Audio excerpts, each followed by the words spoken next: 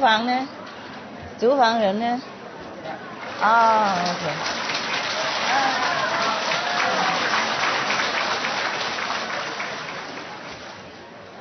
你带过去厨房人。举手厨房举 OK， 要给他们的，给他们，还有给他们 OK， 谢谢大家哈。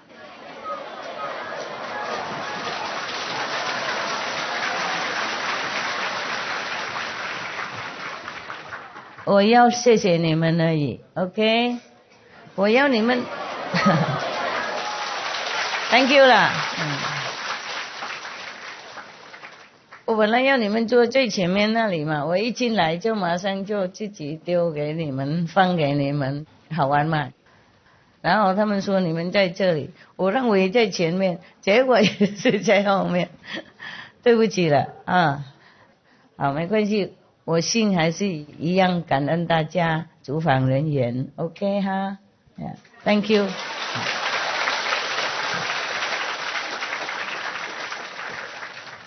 煮给几斤人餐不容易啊！每天你们煮的好好啊，我不知道你们怎么弄的，不过做的好好，好像神通广大啊！好，很壮，Thank you 啊！谢谢大家，辛苦，厨房人员是好像最辛苦的，懂不懂？哇！洗啊、擦啊、弄啊，做不停啊，不能停，多人嘛，不过大家都吃得饱吗 ？Yes. None of you breath, no? Hungry, no? Okay. You understand, huh? Spanish. Oh man, yes. Lucky you all intelligent. Yeah. I just do umbra, you know everything. You understand what it means. All right, yeah. I'm not sure if the system here is working well. I tell them to try their best, okay? If not, then we just go to Sihu nearby, huh? It's in same province, yeah. Sihu is, you don't have this building, but you have a warm kind of tent, a big tent, and then you put your tent inside. Double warm. Yeah. Same with me. I have an inside tent and outside there also.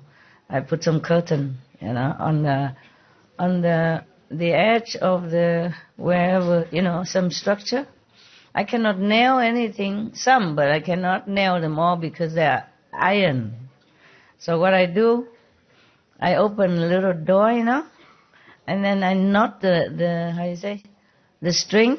I knot it too big, and then I shut the door so and lock it. So the string from this side of the door, also the same side in the other door, and they hold it. There's no nail. I just put, in between the door and the door frame, and then I close it. And then I brought some of these pin stuff, the safety pin.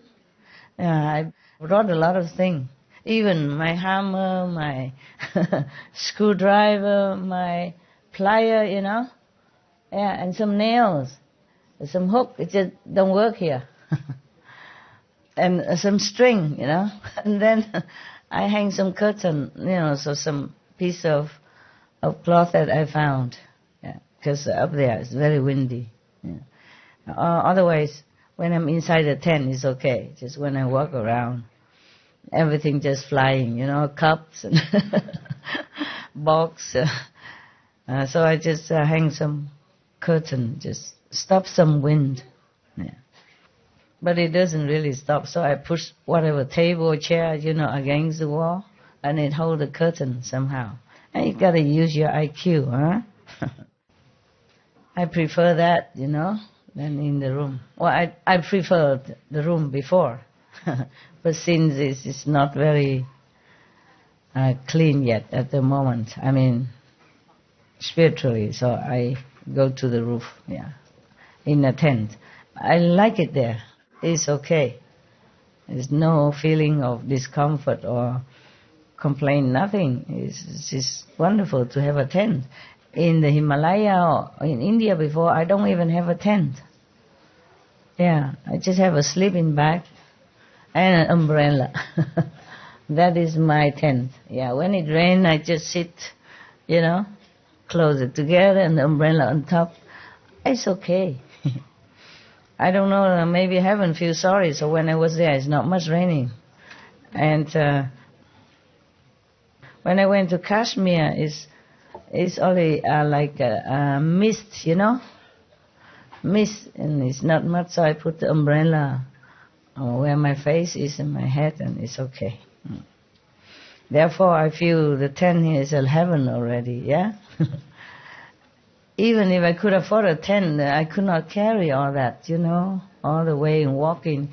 In the Himalaya trail, they don't have any car, only horses, and you probably have to order long in advance, yes. I don't see many horses either. And even if there are horses, I don't think I have a heart to sit on it, because some horses, they don't have shoes on their thing, and they're broken nails and all that.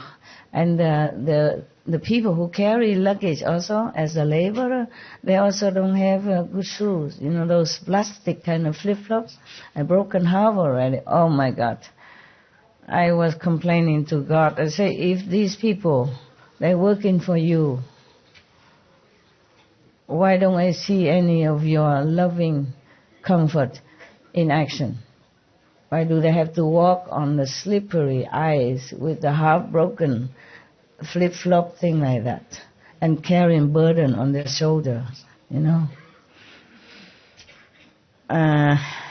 I went to the Himalaya, the more I went up, the more I don't feel like... I was very rebellious at that time. I was thinking why God doesn't take care of them. Just like you, yeah? Everything we blame God. We forgot the karma, yes. And then when I went on the way to the pilgrim road to Himalaya, to the Ganges source, Gangotri, Gamuk, and all that, I met one monk, Hindu monk. He sat on the roadside with just only one plastic sheet on top as a roof, yeah?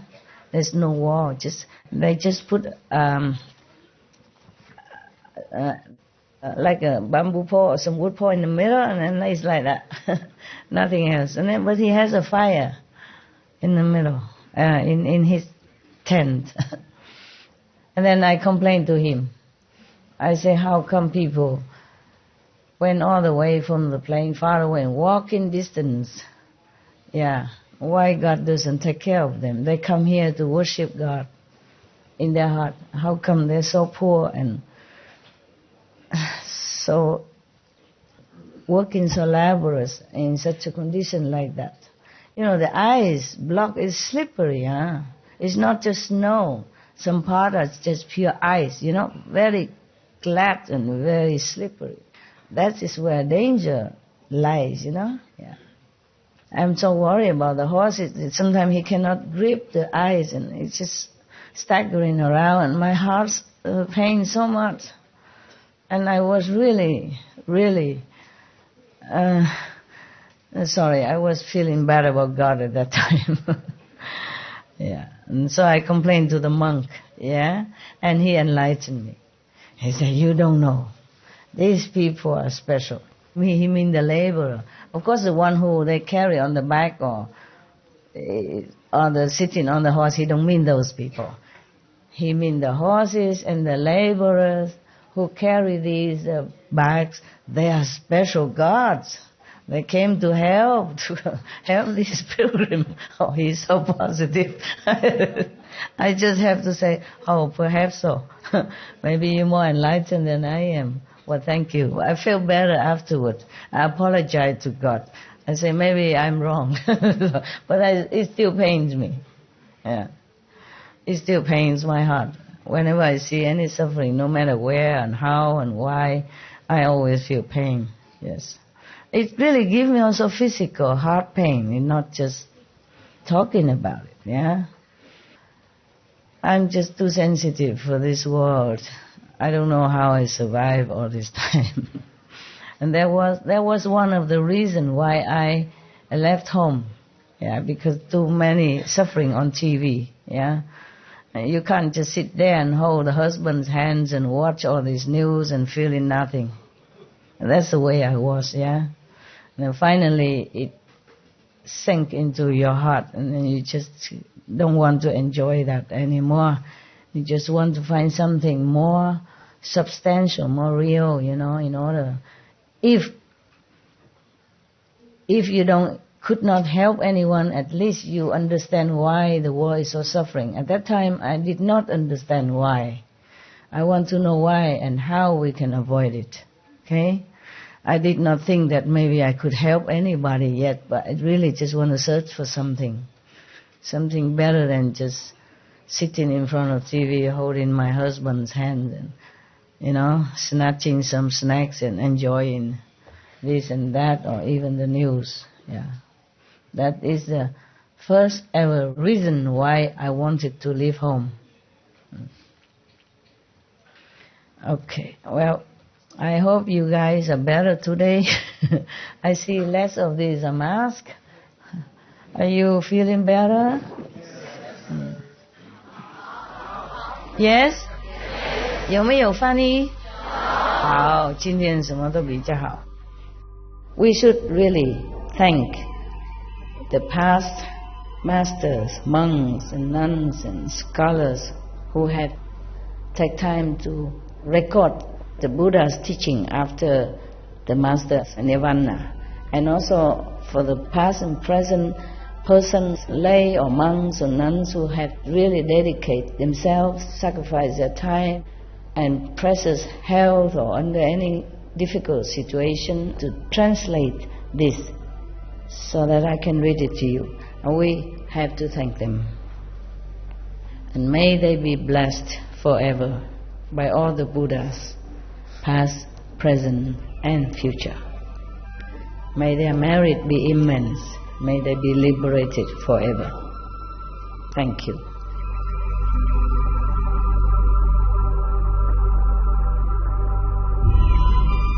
According to Buddhism and the believer and the tradition, when you read Sutra and all that, you have to put on incense, flower, and bow to the Sutra first and thank all the Buddhas and Bodhisattva in 10 directions, all respectfully, before you read it, okay?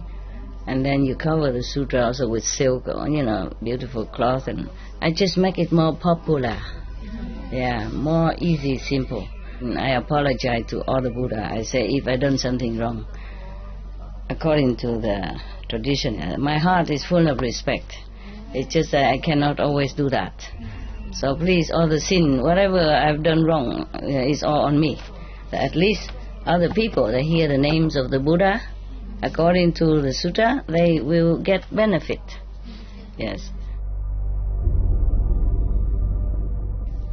So yesterday, we were reading, the Buddha was requesting his disciples and the Bodhisattvas to try their best to protect all beings. Yeah?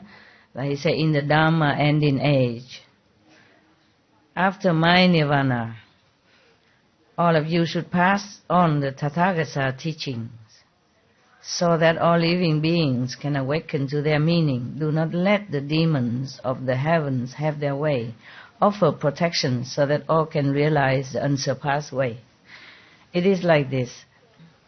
The Buddha knew after his nirvana, there will be somebody or anybody or a lot of body come up, maybe just wearing the monk robes, or maybe just pretend to be Vimalakirti number 2nd or number 3rd, and teaching people the Buddha's teaching without understanding anything. Maybe just read, and somehow maybe enter some samadhi and then talk nonsense. Or leading people into a bad way, just like the way we discussed yesterday with this physical lust. Okay. So the Buddha knew that. After it is funny, after any master died, they just try to copy it. Yeah, not his own direct disciples or descendant of disciple. It's just that anybody, some women thinking, oh, it's easy to be a monk, just wear the yellow robe. Yeah, they don't know the monk true life is very, very ascetic. Yeah, take a lot of courage and discipline. Yeah, and you cannot just still eat meat, drink wine, and profess that you are a monk. Yeah, something like that. But the later generations, the descendants of the descendants of descendants, they didn't have no idea, no clue. And just as many other people outside in the world, they have ambitions, yeah?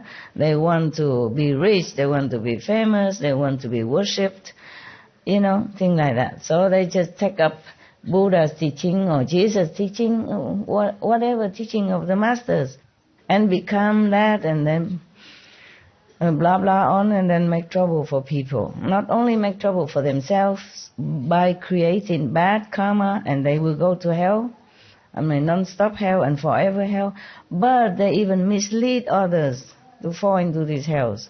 The Buddha is so compassionate.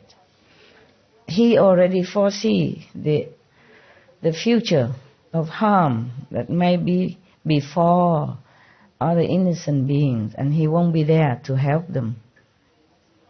It is like that. So you can see many different religious order. People copy the masters, yeah, and doing all kind of ritual and all kind of ways, just to entrap people in there and making them busy with just ritual, useless, all kind of useless thing, wasting their time, and obstructing them to find the real master to be liberated.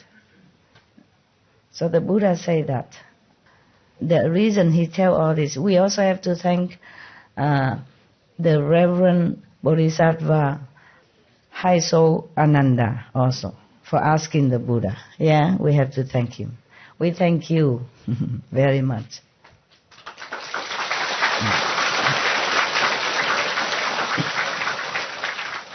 Many things the Buddha taught because Ananda asked. Yeah. So he has a great compassion also. Yes. If Ananda did not ask, we would not have all this. Maybe Buddha did not think about it. Yeah.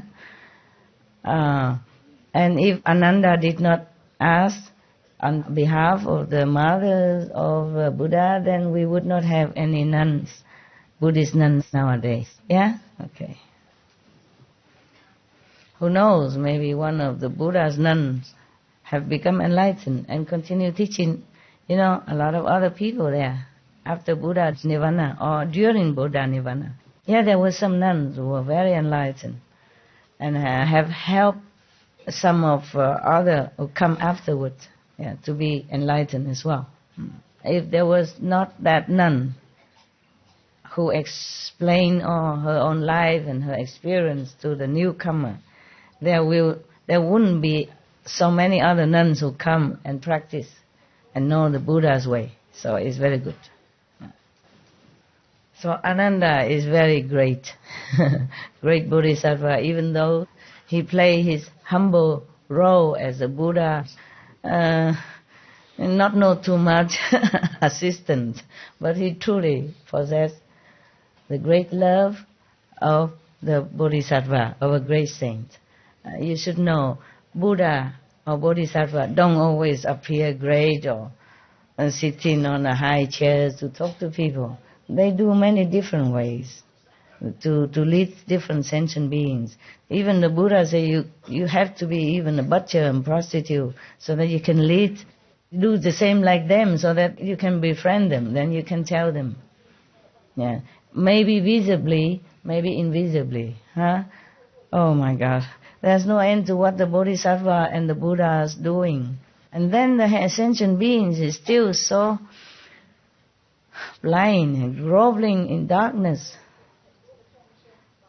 Isn't that frustrating? All because of Maya. Maya. It's too much test to pass. And not many can pass. That is the problem. If you can pass, okay, but look like, so difficult. Some people meditate by themselves or enlighten themselves and they become Patekya Buddha, they enlighten alone by themselves. But that was because they have past life seed of enlightenment already. But some people, anyone just jump in and meditate and read in the Buddha Sutra and proclaim that he is already a saint. And this is a thing very, very dangerous to many people. Not just to himself, but to many people. So be careful what you say, huh? Okay. Don't tell me anymore that you 7, 6, 8 level and all that nonsense. All I hope is that you liberated. Listen to me and don't do anything wrong so that I can fish you up quick. That's all I hope for, really. I don't expect any of you become anything big. If you can, wow, I'll be very proud and happy, but I don't dare to expect a lot, okay? Just meditate, be good.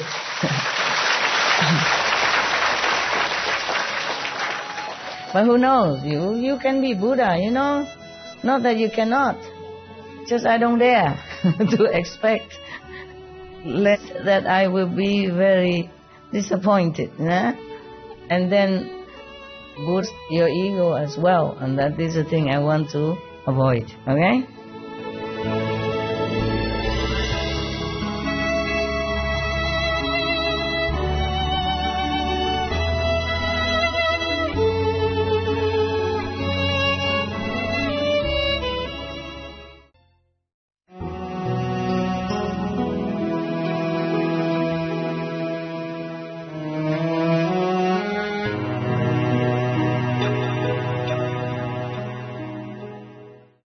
Okay, we continue now. Ananda, when the good person who is cultivating samadhi has put an end to the feeling skandha, he knows already the emotion or this mental desire or ambition could cause trouble and make you see many things, feel many things. So he already stamped an end on it already, he's higher level already.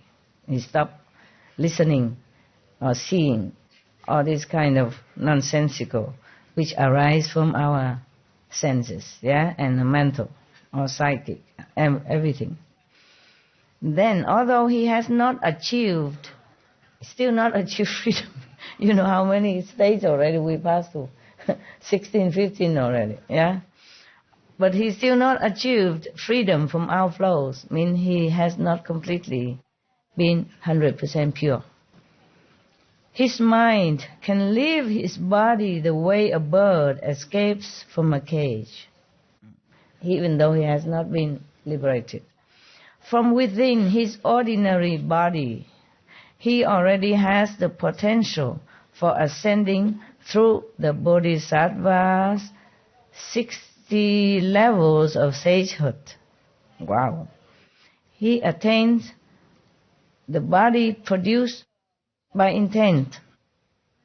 Ananda, when the good person who is cultivating samadhi has put an end to the feeling skandha, even though he has not achieved freedom from outflows, he still has defects, mistakes. But his mind can leave his body the way a bird escapes from a cage, meaning he can always go in samadhi and leave his body. From within his ordinary body, he already has the potential for ascending through the Bodhisattva's 60 levels of sagehood. He attains the, quote, body produced by intent, end quote, and can roam freely without obstructions.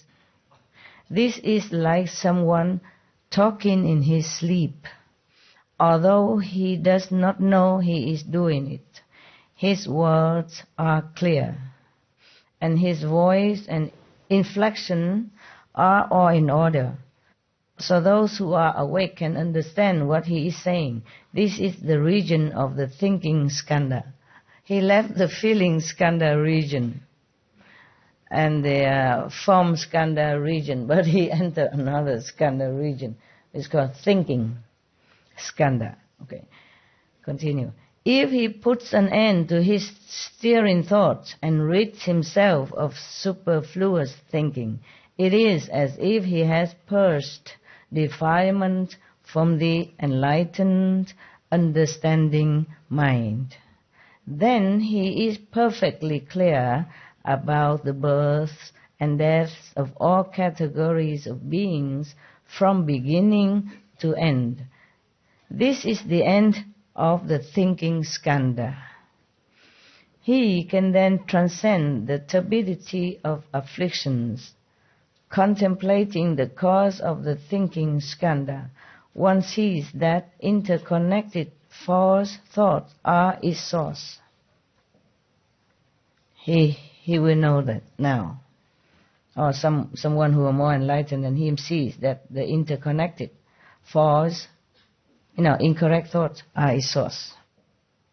Ananda, in the unhindered clarity and wonder that ensues after the feeling skandha is gone, this good person is untroubled by any deviant mental state and experiences perfect, bright concentration. Within samadhi, his mind craves its perfect brightness, so he sharpens his concentrated thought as he greedily seeks for cleverness and skill. At that time, a demon from the heavens sees the opportunity it has been waiting for. He can go through 60 state of enlightenment and still get the demon's trap. Its spirit possesses another person and uses him as a mouthpiece to expound the sutras and the teachings. This person, unaware that he is possessed by a demon, claims he has reached unsurpassed nirvana. When he comes to see that good person who seeks cleverness and skill, he arranges a seat and explains the teachings. In an instant, he may appear to be a bhikkhu, enabling that person to see him as such, or he may appear as a chakra, the god, one of the heaven god of the 33 heavens, or as a woman, or as a bhikshuni, a nun, or his body may emit light as he sleeps in a dark room. Okay, so this is not the person who is just practicing, but the demon possessed somebody else and then appear to this cultivator in meditation or normally, and then appear like he's a bodhisattva or monks and nuns, and so telling him things, yes, because this one, the ghost or the demon, of course, has some power. So when he sleeps, he even emits lights and all that. So other people would think, wow, must be a saint. It happened. Yeah, some people have that before. Before here, not here. In Taiwan, yes. Somebody sleep and don't have electricity, but then the room is brightened. The good person, meaning the one that has been seeking cleverness and skill, while meditating, the good person is beguiled and fooled into thinking that the other is a bodhisattva, the one who emits light when sleep in dark room. Yeah. He believes the other's teachings and his mind is swayed. He breaks so his mind became misled, because he believed in this demon who possessed another person and emit light and talk dharma and all that stuff. Yeah. Emit light in a dark room, eh? We would all think that person must be a saint, right? If we saw that ourselves, or something extraordinary. Yeah, many people believe that. Some in Taiwan. Yeah. Happening. It happened. I don't know if it's still happening, but it happened. And people believe a lot in that person. So the person who meditates and passes through so many stages already still seek cleverness and skill. So this good person have been preached by the demons possessed person. And now he thinks that that person who is possessed by demon is a bodhisattva, a saint. Therefore, this so-called Bodhisattva was preaching to him, and then he believed it. So his mind wavered. So he breaks the Buddha's moral precepts. Oh, that's bad. Not just misled, but break the precepts. And covertly indulges in his greedy desires. Many desires. Whatever he desired, he fulfilled it. He indulged in it. So the other person is fond of speaking about calamities, auspicious events, and unusual changes. He may say that a Tathagata has appeared in the world at a certain place. He may speak of catastrophic fires or wars, thus frightening people into squandering their family wealth without reason. This is a strange ghost that in its old age has become a demon. It disturbs and confuses the good person, but when it tires of doing so, it will leave the other person's body. Then both the disciples and the teacher will get into trouble with the law. When the demon possess another person, not the meditator, that seek cleverness and skill, but a demon possess another person, a third person. And then he came and teach this meditator who seek cleverness and skill. And he preach a lot of things and talk about so many things, and many people believe him, follow him. And this ghost or this demon tired of the game, he left. And then the person who was possessed before became nothing. And the so-called disciple, the meditator, also both of them became nothing again. Or sucked up the energies and strength and power and faith or whatever, and they continue to do bad things. Because the so-called master taught him that. Both of them continue to do bad things. But without the power of protection of that demon, they both will be caught by the law. Maybe before, when that demon's still there, he will kind of ward off any power that comes. But after the demon left, then they still continue to do bad things, with their desires. Then the government will catch them. You, Ananda, Buddha continue, you should be aware of this in advance and not get caught up in the cycle of transmigration. If you are confused and do not understand, you will fall into the relentless hells. There's some more. My God. Meditation is not all that safe if you don't know how. Kuan Yin is the safest already. Unless you still go and mess up with local ghosts and stuff like that in those small. Sometimes local people make some local thing to worship some local god. And if you come worship them, sometimes they possess you if they like you. And then if you seek other higher dimension by another master, they will make you trouble. Like the one who asked yesterday.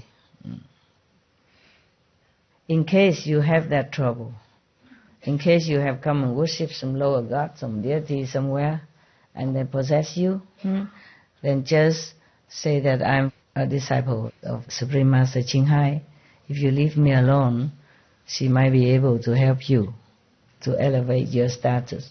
If you continue to harm me, then even if I'm harmed, you will not be any good. So you leave me alone and I practice. I can share some of the merit with you. And I might pray to my master to help you, okay? Then they will stop giving you headaches. Do not despise them or anything. Just say thank you for helping me all this time, or being with me somehow. Help me in any small way, but I want to study with Master Ching Hai. Yeah? Just leave me alone and you'll be benefited.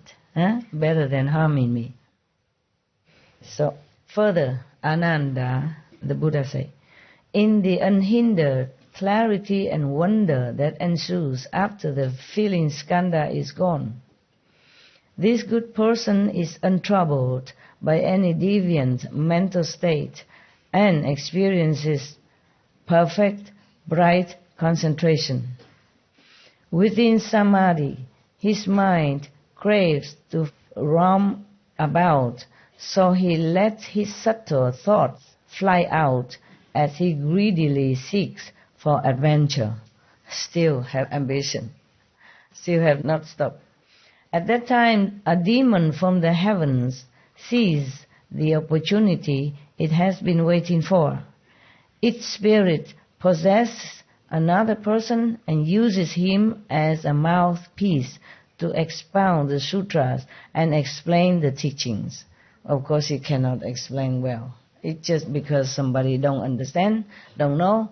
So whatever, talking will do.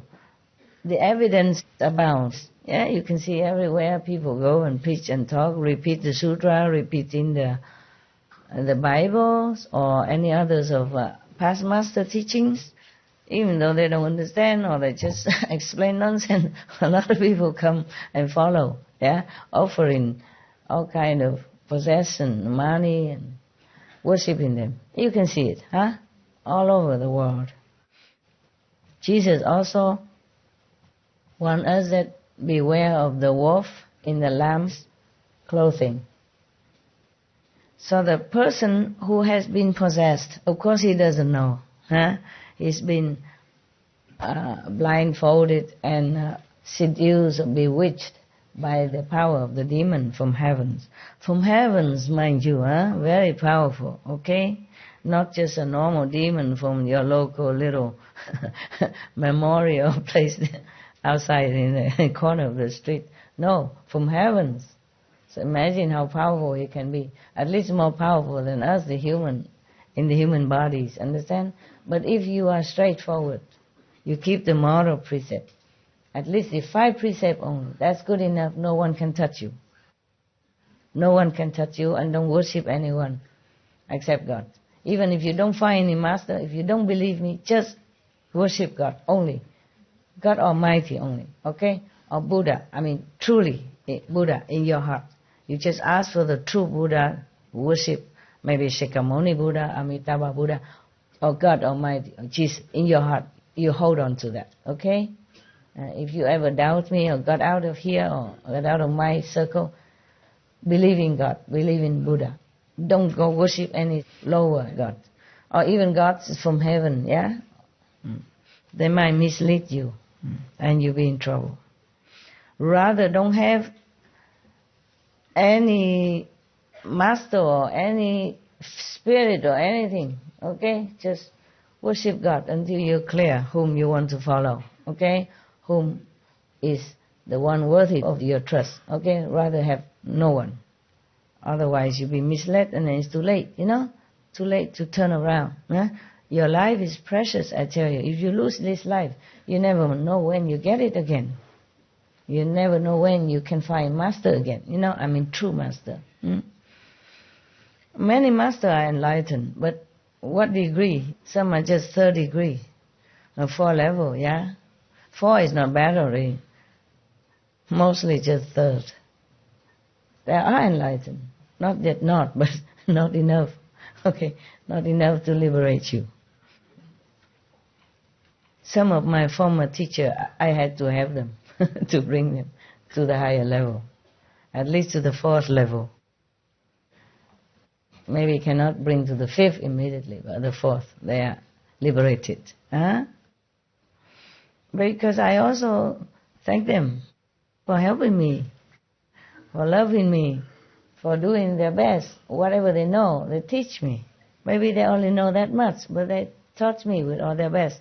At least they don't lead me astray somewhere, okay? go and worship demon or some magical things, yeah? Yeah, at least.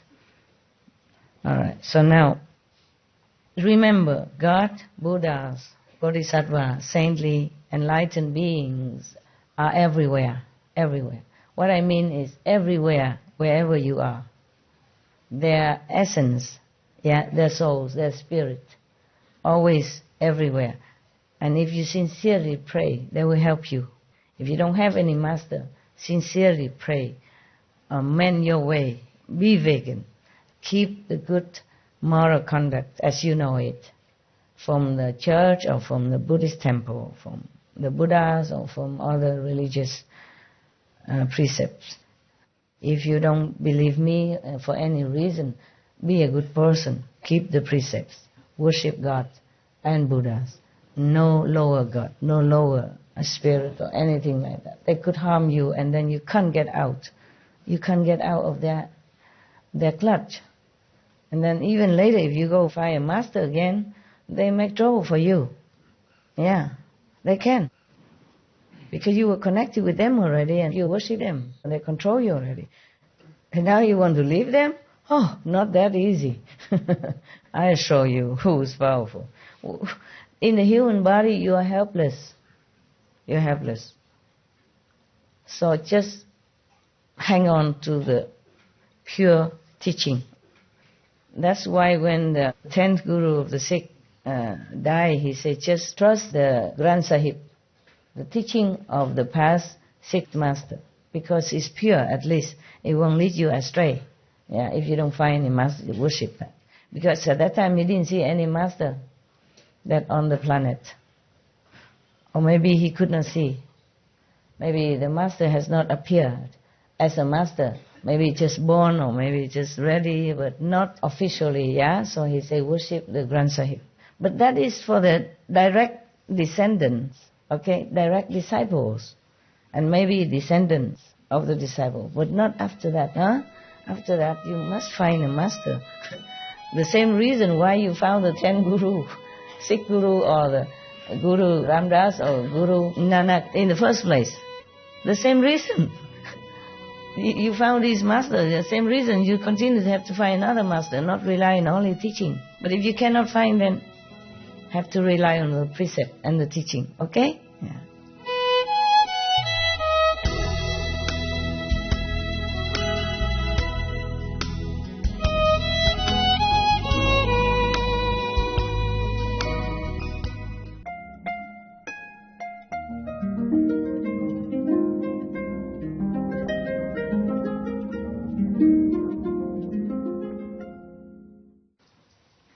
So continue, this person still break the Buddha precepts and indulges in his greedy desires. The other person, meaning the one possessed, is fond of saying that Buddhas are appearing in the world. He claims that in a certain place, a certain person is actually a transformation body of a certain Buddha. Or he says that a certain person is such and such a bodhisattva who has come to teach humankind. People who witness this are filled with admiration. Their wrong views multiply and their wisdom of modes is destroyed.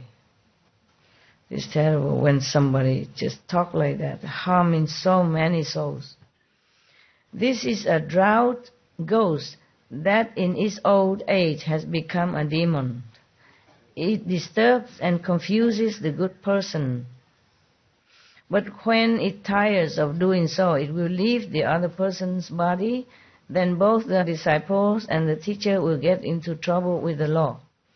Because they continue to do bad things, indulging in low desire, despite the moral conduct or despite the law. So, of course, after the demon left, they have no more power. Then the law will catch them at the end.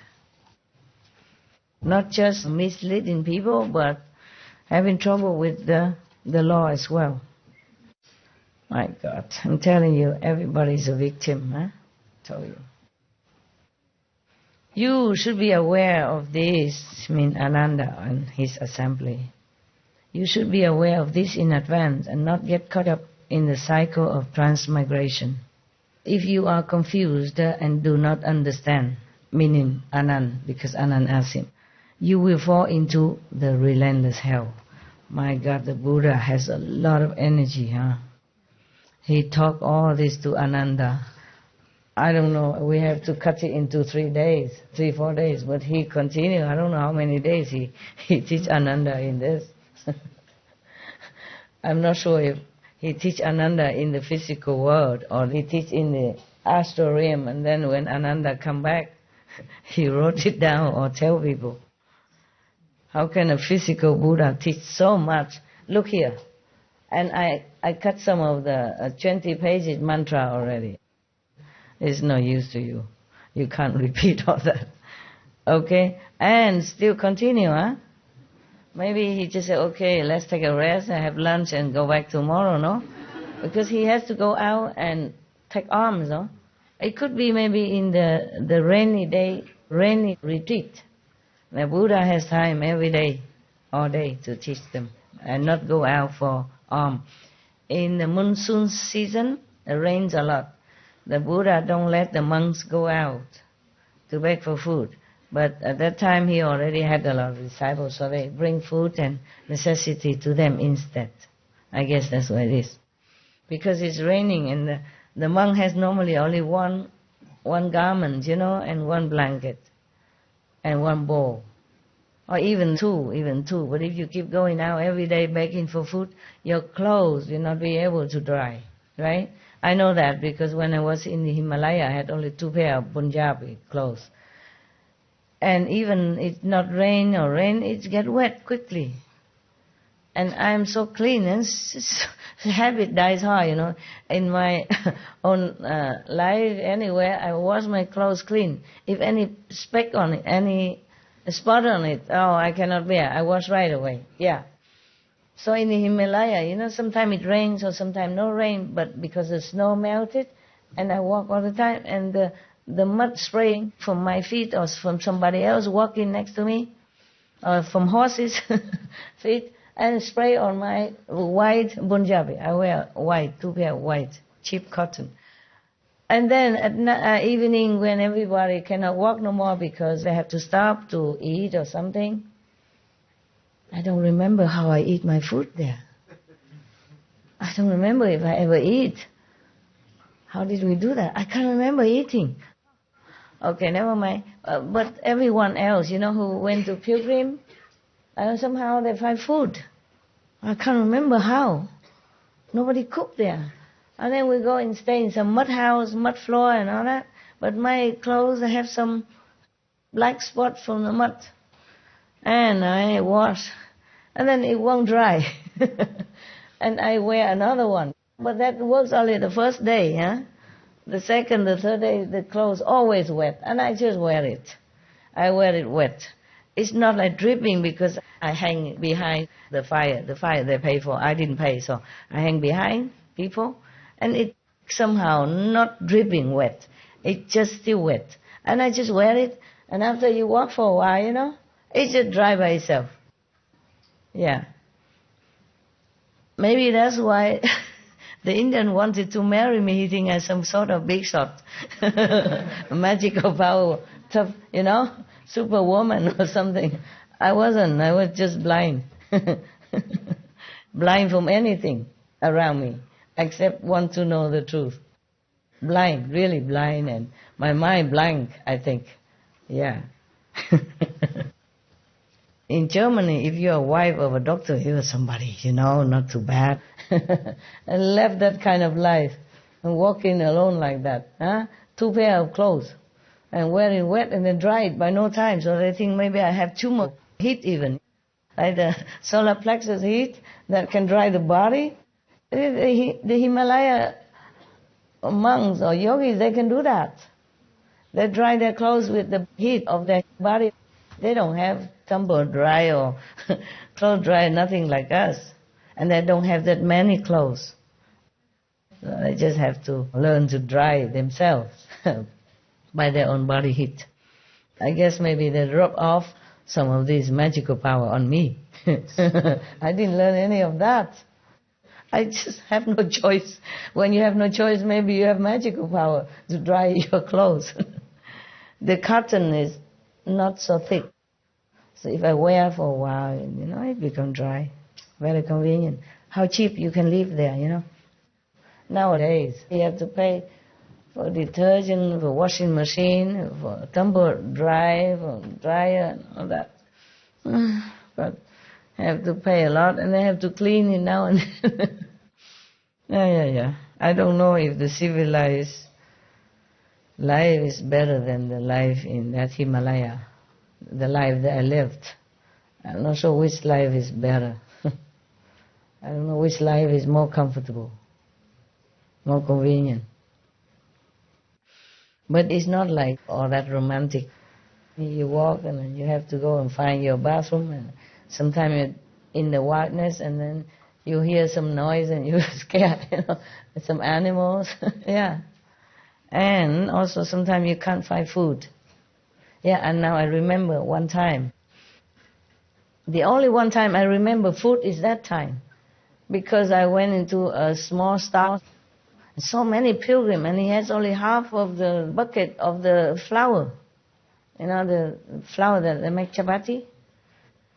And I can get only one chapati. And that's already lucky. People who come behind, they say, only the empty bucket, no more. Just a small little boy from somewhere village, he has only half a bucket of chapati flour. It tastes like heaven. Oh my God, I never remember anywhere tastes so good like that. I just remember the coming down from the Himalaya, I got that. Anywhere else, I don't remember how I got food. I don't remember if I ate. I cannot really remember. Just that time, only one, because it tastes so good. And then I asked for some more, I don't have more. Tastes so good. So it's not like you take a stick, like master, and a sleeping bag, 2 pair of Punjabi, and then you walk there, and maybe somebody wants to marry you and that stuff. It's not like that, okay? The road is very difficult to walk sometimes. And if you're not careful, you fell down and die, okay? Because it's very steep. Some places high mountain, and down there is a river or the ravine, something, you can die any time. And also because the ice is very slippery, yeah? So do not copy, okay? I don't recommend, really. I don't. I don't know if you can last even a few days because of the austerity of the situation, yeah? Not to talk about falling on the cliff or anything like that. I don't recommend, okay? It is very romantic to hear about it. And it look easy and it sounds easy. It's not. So if you go there, don't say that master encouraged you or because the master advised. No, I don't advise. Okay? I went there, I bring this gift to you. You have it in your bedroom even. Don't go anywhere. Don't go in the Himalaya. It's very dangerous. Dangerous.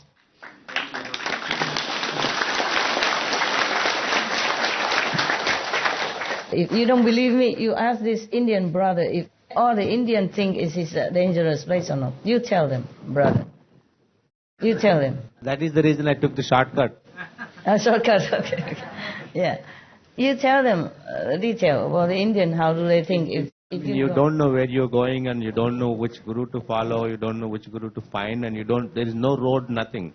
So every day it snows and the road is covered, and so I'm still surprised at how the little master came back safely. Yeah, I'm surprised too, now that I know about it.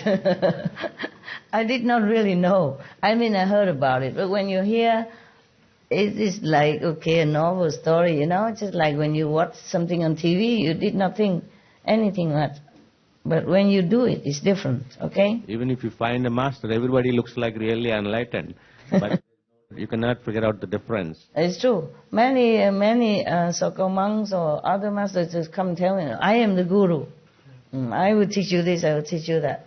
It's true. And after I stay with him a few days, I know it's not what I want. Yeah, I also don't know how I went back here. It's not only finding the master, but the road and all that, very difficult. Yeah, every comfort that you think you might have because you have money is wrong. Even you have a lot of gold or money, which you can't even buy food there. You can't find a hotel or anything like that. As your brother said, there's no road. You don't even know which road, and then the roads are all covered with snow and with ice. Please don't go, eh? Please don't. Master, did you go to the Manas Sarovar? They say angels come and... I went also many places. I can't remember much. Mansarovar is a lake, right? Yes. It's where you bathe and you have immortality. Yeah? It's Heaven's Lake, and in the night and angels come down. And did you go there? No, I cannot dare. Why not? It's very dangerous and risky. And probably when I'm old, just to see, I'll hire a helicopter and go. If you have helicopter. Helicopter probably is the best solution, so you don't have to walk on dangerous road or slippery road. But helicopter is not always safe in the weather. In Himalaya, sometimes it changes so quick. Earlier we used to have all those ideas to go and see places. Now you don't have to go anywhere, and Master is there, so that's enough. It's not much that you can search there. Okay, it's very good, for good memory, for encouraging people to practice. And it's also good if you want to see it for your satisfaction. But there's not much you can derive from it.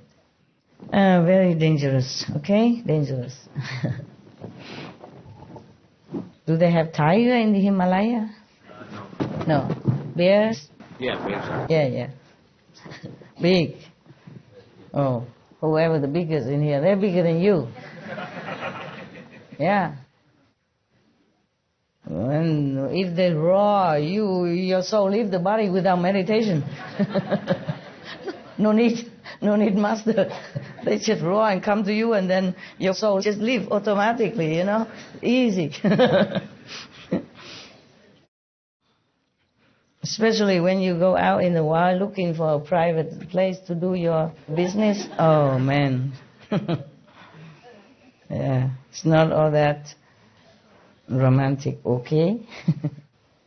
Okay, now the person is in good state of samadhi, but he is still greedy. It's not about greed, but maybe too anxious, too fanatically want to seek union, the spiritual oneness, And so he clarifies his concentrated thought as he greedily seeks for union with God or the divine or whatever. That even still not good. You just let things take its course is better than pushing it. Because if you're so greedy in such a way or so fanatically seek for union with God when you're not ready, then the demon from the heavens sees the opportunity it has been waiting for.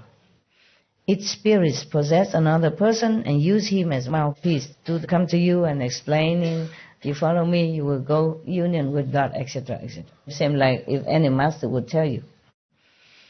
This person, unaware that he is actually possessed by a demon, this is a third person, not the meditator, claims that he has reached unsurpassed nirvana. When he comes to see that good person who seeks union, he arranges a seat and explains the teaching to him.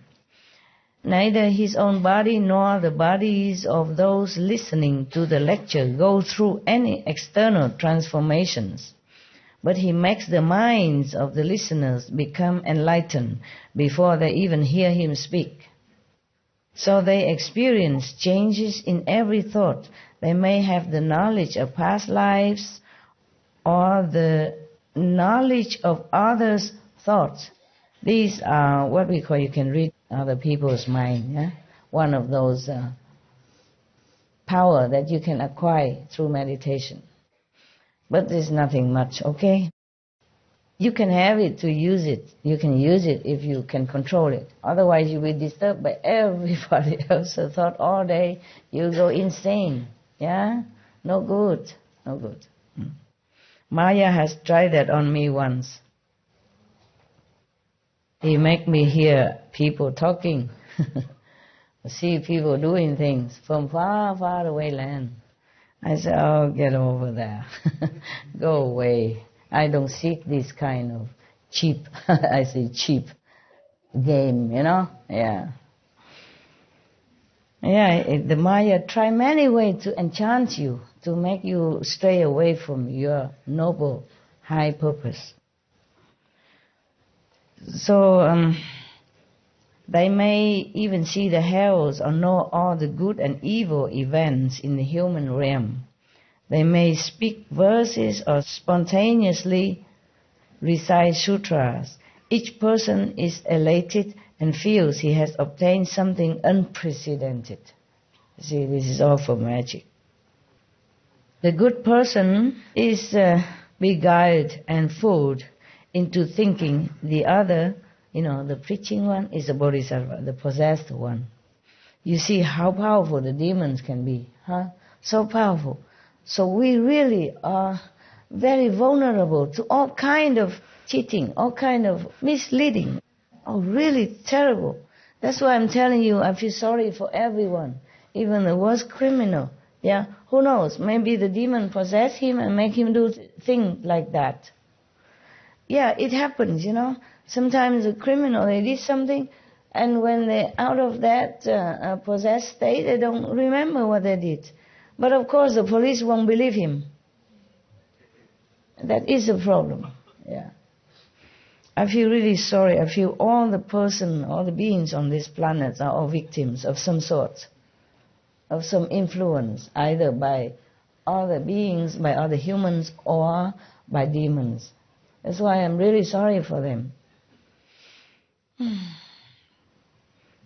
If I could die 10,000 million times so that everyone can be relieved, I would immediately do it, without second thought.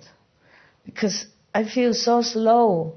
Whatever master come and go, the beings are still suffering in darkness. There's no way they can make everyone liberated out of the Maya influence. And they suffer so much, life after life. So, because he believed that the possessed person who preached to him is a bodhisattva, so his thoughts become entangled in lust. Yeah, he say love here, but it's not what we mean by love. In that kind of physical attachment and lust. So he breaks the Buddha's moral precepts. That's why I say lust, I don't say love. Because if you have love in your heart for other beings, for other suffering people, then you won't break the Buddha's precepts. Yeah? And you don't covertly indulge in your greedy desires, as the Buddha described here of the meditator who went astray. But my God, is not his fault. He just have false thinking, false concept for a moment or two, or maybe even constantly. But he did not intend to harm anyone, and the demon still can possess him. It depends on how you. It's not like, okay, you want to become Buddha or you want to be one with God, then all the demons will come act over for you. It's not like that. It depends on why you want it, how you want it. Otherwise, the Buddha also wanted to become Buddha. But the demon also came to him and he told them, get lost. Just like Jesus meditate in the desert, demon also come to him and offer him the whole world. And he say, get behind me, go away. So imagine, Imagine normal people, how much would they be like seduced into doing wrong thing or in the wrong concept. That's why I told you I feel sorry for everyone. It's all victims. Once you came to this physical world, you are vulnerable to all kinds of attacks. All kinds. Not just physical, mental, psychic, emotional, but even spiritual attack.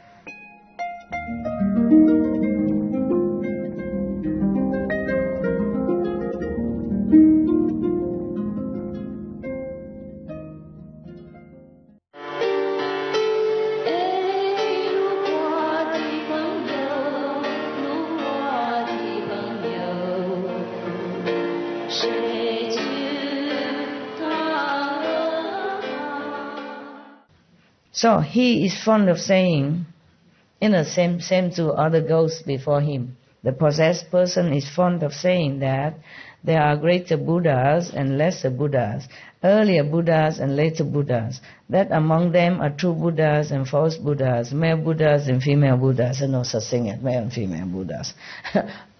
Unless the Buddha descend into this physical world, there's nothing as female and male in the Buddha's realm. And that the same is true of Bodhisattvas. When people witness this, their initial resolve is washed away and they easily get carried away with their wrong understanding. Meaning, when people come to this ghost possessed person, they came with good intention, pure desire to know God, to know the Buddha, yeah. But then after they hear him talk, even though he talk about Buddhas and all that, but he diluted their resolve, their pure intention in the beginning. So instead of encourage them, the listeners, followers, to continue with their noble resolve when they start, their preaching, so-called preaching of the Buddhas and all that, have the opposite effect. This is a problem, you see. So at least you can know the wrong from the right, huh? If somebody preaches to you, and you certainly feel like, oh, I don't care about precept, or there are better Buddha somewhere, in heaven, I should seek for that instead of worrying about Shakyamuni Buddha or Guanyin Bodhisattva, etc., or God. So instead of making the people have more firm belief in their belief, like believe in God, believe in Jesus, believe in Buddha, they just dilute their belief and make them feel more confused, thinking the Buddha is not too good, Jesus is nothing, etc., etc., and they lost their faith. Okay, so that means this is a fake master. In any case, if they make you doubt God or the past great masters, then no good. Okay, no good. This is a made ghost that in its old age has become demon. It disturbs and confuses the good person, but when it tires of doing so, it will leave the other person's body, then both the disciples and teacher will get into trouble with the law. It's similar to the above cases. You should be aware of this, Ananda and other monks, should be aware of this in advance and not get caught up in the cycle of transmigration. If you are confused and do not understand, you will fall into the relentless hells. Oh man, so many hells. Oh. Further, in the unhindered clarity and wonder that ensues after the feeling skandha is gone, meaning after the feeling skandha disappear from this practitioner, there could be many states like this happening to him, because at that time his mind is very clear, is on a high level elevation of enlightenment. But this and that could happen to him due to his mind still not clean, still have ambition, still have desire. Yeah. Sorry, I forgot to drink tea. I don't have any tea in my house. I wanted to have one. They give me so many teas. Not that they don't give, it's just sleeping tea, relaxing tea, night tea, calm night, no worry tea. Oh, yeah. And then, of course, if I drink that, I say, okay, all of you, take care of yourself. You have no problem. Yeah. And the CP do what they want, okay, too. Yeah. Be happy, no worry, go lucky, right? I want to find the tea that keeps me awake a little while. I normally don't drink tea or coffee, very rarely, yeah? Except when I was in India, I was constantly hungry. So mostly the tea is always available, And then you can dip some, what is that then? Huh? Tea what? Tea biscuits? No, I don't even have biscuits. You're lucky. Yeah. I have some instant noodle. No, instant noodle. I soak in it. And then, it calms the stomach. No need calm tea. The instant noodle in that tea, even black tea, calm my stomach right away. Oh man, I'm coming here to work and they give me only this calm tea, relaxing tea, good night tea, night tea, no worry tea. Oh man, you see my cupboard full of these kind of teas. I dig them all out. It's all the same. Upstairs same, downstairs same. They think I come here just to sleep. Huh? My God. You guys, some of you or whoever that was, truly are in a very big dreamy state of samadhi. I think the master life is so smooth. All she does is just drinking tea and go sleep. Yeah. Therefore, there's so many of this kind of tea. It's different names, but same effect, calming, sleeping, dreaming. Sweet dream tea,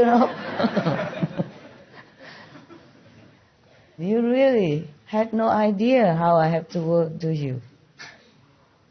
Wake up, please. I have the masala chai in my bag, Master. I have it, darling. I have, sweetheart.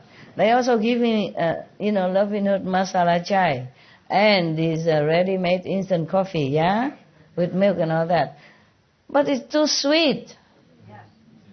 For me, I can't take it. Too much sweet, sometimes it give you heart acid, heartburn or something. I drink that, and if I eat something that is not compatible with it, I had not too many choices, they cook for me. Here, I have no choice. And then I may have heart problem. Normally, I don't like sweet too much, except when I was in India because I was so hungry. When I finish working, I come out, no food left, only a lot of dishes, and I start washing. That also calms your hunger. You forget, for a while. And then in India, I always crave for sweet. Oh, would be lovely to have some of these, sweeter than sweet, the Indian sweet. Because the weather is hot. Yeah, oh, so many. Indian sweet is sweetest in the whole world. Sweeter than sugar, sweeter than sweet, yeah, very sweet. And normally I don't like it. In India, I long to have some. Don't have. If we order them, they'll ship it in 24 hours, Master. I know, thank you, my Lord. You were not there, yeah. I were nobody. Even you were there, you won't find me anywhere. I'm just one of the crowd, yeah, who works for the master of that ashram but has no pay, no food. Even work for food is not the norm there. They forgot me, yeah. They eat everything and they left all the dirty dishes. And one time, I went into the kitchen, because I saw the dishes from outside, from the door. I went in to try to wash the dishes. Mountains, All the disciples ate and followed the master, the guru. And I am left alone, I just finished office work. I go out, see the dishes. I went in the kitchen to work. And then after some time, I saw the master coming. He probably saw me come in the kitchen. Why long time I did not come out? What am I doing in there? There's nothing in there to eat. Not even raw food, raw potato, raw flour, nothing. After they cooked, they moved it out. You understand? Or maybe they cooked somewhere else, I don't know. Empty. And the master just saw it and then passed by. Don't say nothing. I also don't say anything. I'm too busy washing up. Yeah, it's just karma, okay? It's not the Indian people. They're very hospitable. Huh? Everywhere you go, they offer what they have. Huh? I experienced that when I walk around alone in the Indian country. They all greet me with, happiness and hospitality. And I wasn't wearing monk robe or anything, not all the time. Only when some Indian tried to flirt with me because I was alone, then I begin to wear the monk robe to ward them off. Yeah. In Pune, we saw Master is wearing a sari. Yeah. I was invited there. I didn't know where Pune and what they're doing. I was invited. I thought came in there to talk. And then when I went there, just doing nothing much, just listen to their music. And then I had something, I had to leave. Yeah. I wear sari, not just there, in America I also wear sometimes. Yeah. Why you tell me that? No, we saw the videos, Master. Okay. I wear all kind of things, don't you know? My wife is Indian and she saw Master wearing sari, she felt happy. Of course, yes. That's why I wear it, to make your wife happy. And many other wives happy. What do you think why I wear it? And she put it as a picture on the laptop, desktop picture. My guru, Indian. Yeah, they like, of course. Wearing sari is not all that easy. It's a long, long thing. You have to know how to wrap it, otherwise it keep falling. One layer after another keep falling, you know. It's 5 meters. Yeah, you have to know how. Otherwise you must have a servant who help you. Otherwise every layer keep falling off. It's like a spiral, yeah. You must know how to tuck in where and what. Otherwise it keep falling, you know, one layer after another. Yeah, it look beautiful though when the Indian wear it. Beautiful, yeah. All right, thank you. I ordered the sari for me when I go to India. Yeah. Okay, now it's a May ghost that in its old age become demon, blah, blah, blah, you know. The teacher and disciple got into trouble with the law. You should be aware of this. Further, in the unhindered clarity and wonder that ensues after the feeling skandha is gone, you get rid of this attachment from emotion. And then your mind is very clear and brightness everywhere. Wow, even then. This good person is untroubled by any deviant mental state and experiences perfect, bright concentration. I didn't learn all these words in English school before. What is deviant, what is samadhi, what is all kind of things. I don't think they teaching you about demons and May ghosts and all that in English school, did they? No. Okay.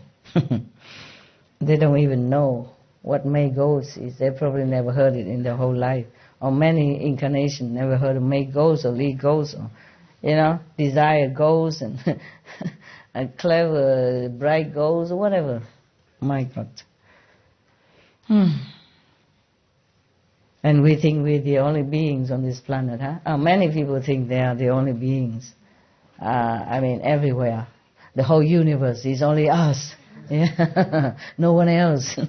There's some theory thinking like that, huh? The Buddha shown. And then after he get rid of the feeling skandha, that he's more clear, okay? He's non-attached, no more emotional, and even he can control his emotion. That's what it is. Maybe he still has emotion, but for him, he knows it's just a state of mind. It's easy for him to control now. And he's untroubled at all by any deviant mental state and experiences perfect, bright concentration. Wow. Everyone would think you already, get to the seventh heaven, right? Within samadhi, his mind craves to know the origins of things. So he exhaustively investigates the nature of physical things and their changes from beginning to end. He intensifies the keenness of his thoughts as he greedily seeks to analyze things. Even in samadhi, how can anybody be thinking like that, huh?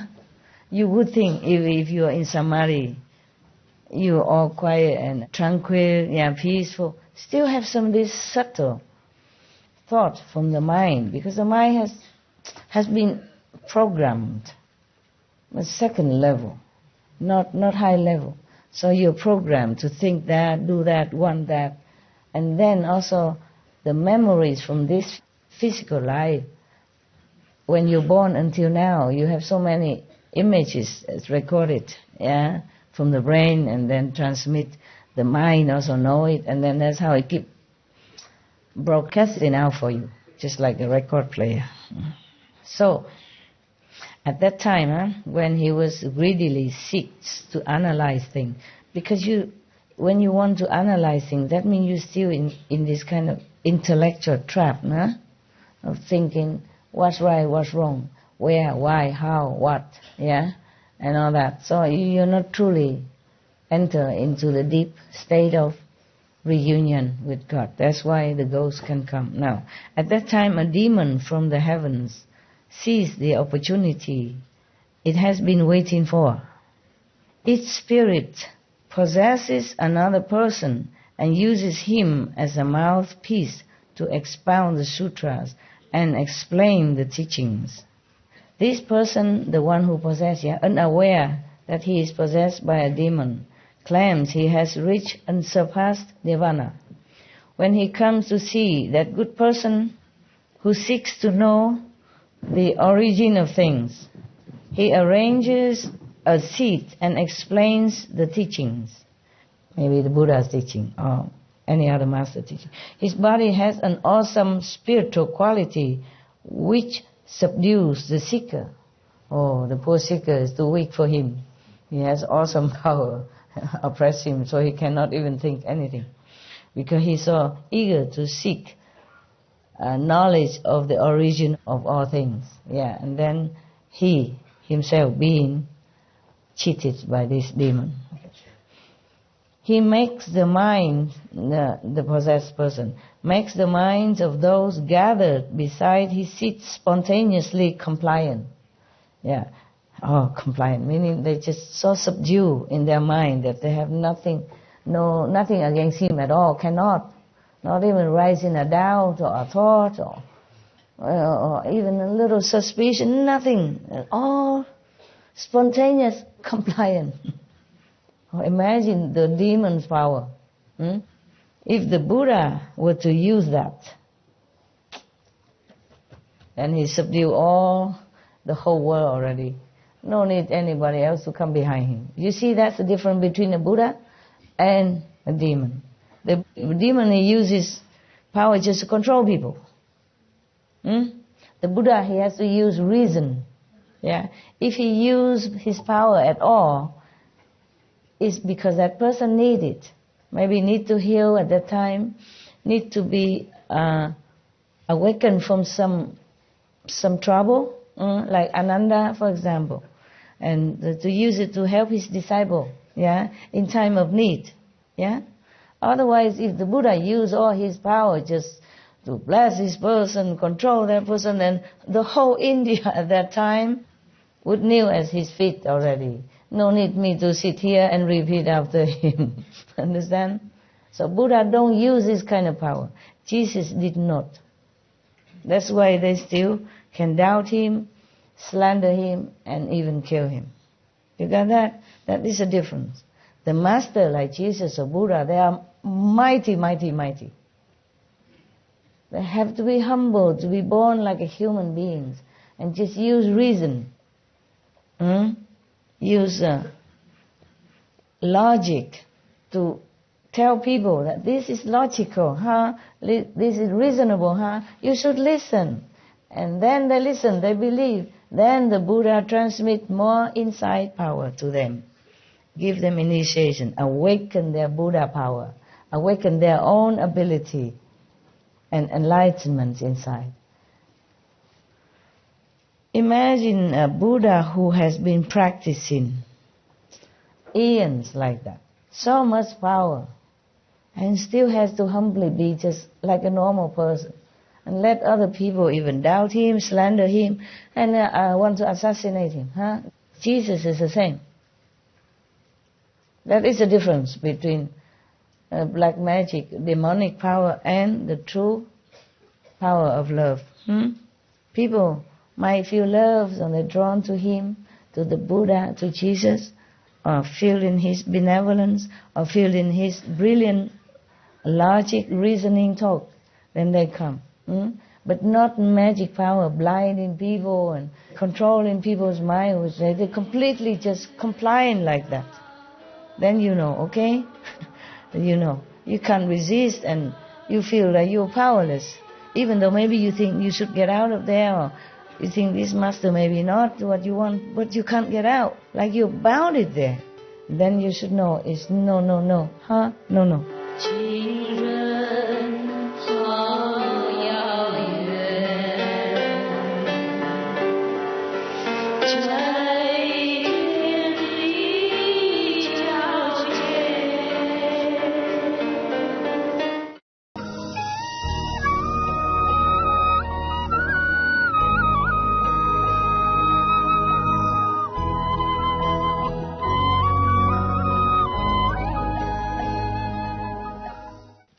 So these people who gather around this practitioner, listening to the demon-possessed person, feel helplessly subdued, just like that, sitting there, can't even think or doing anything anymore.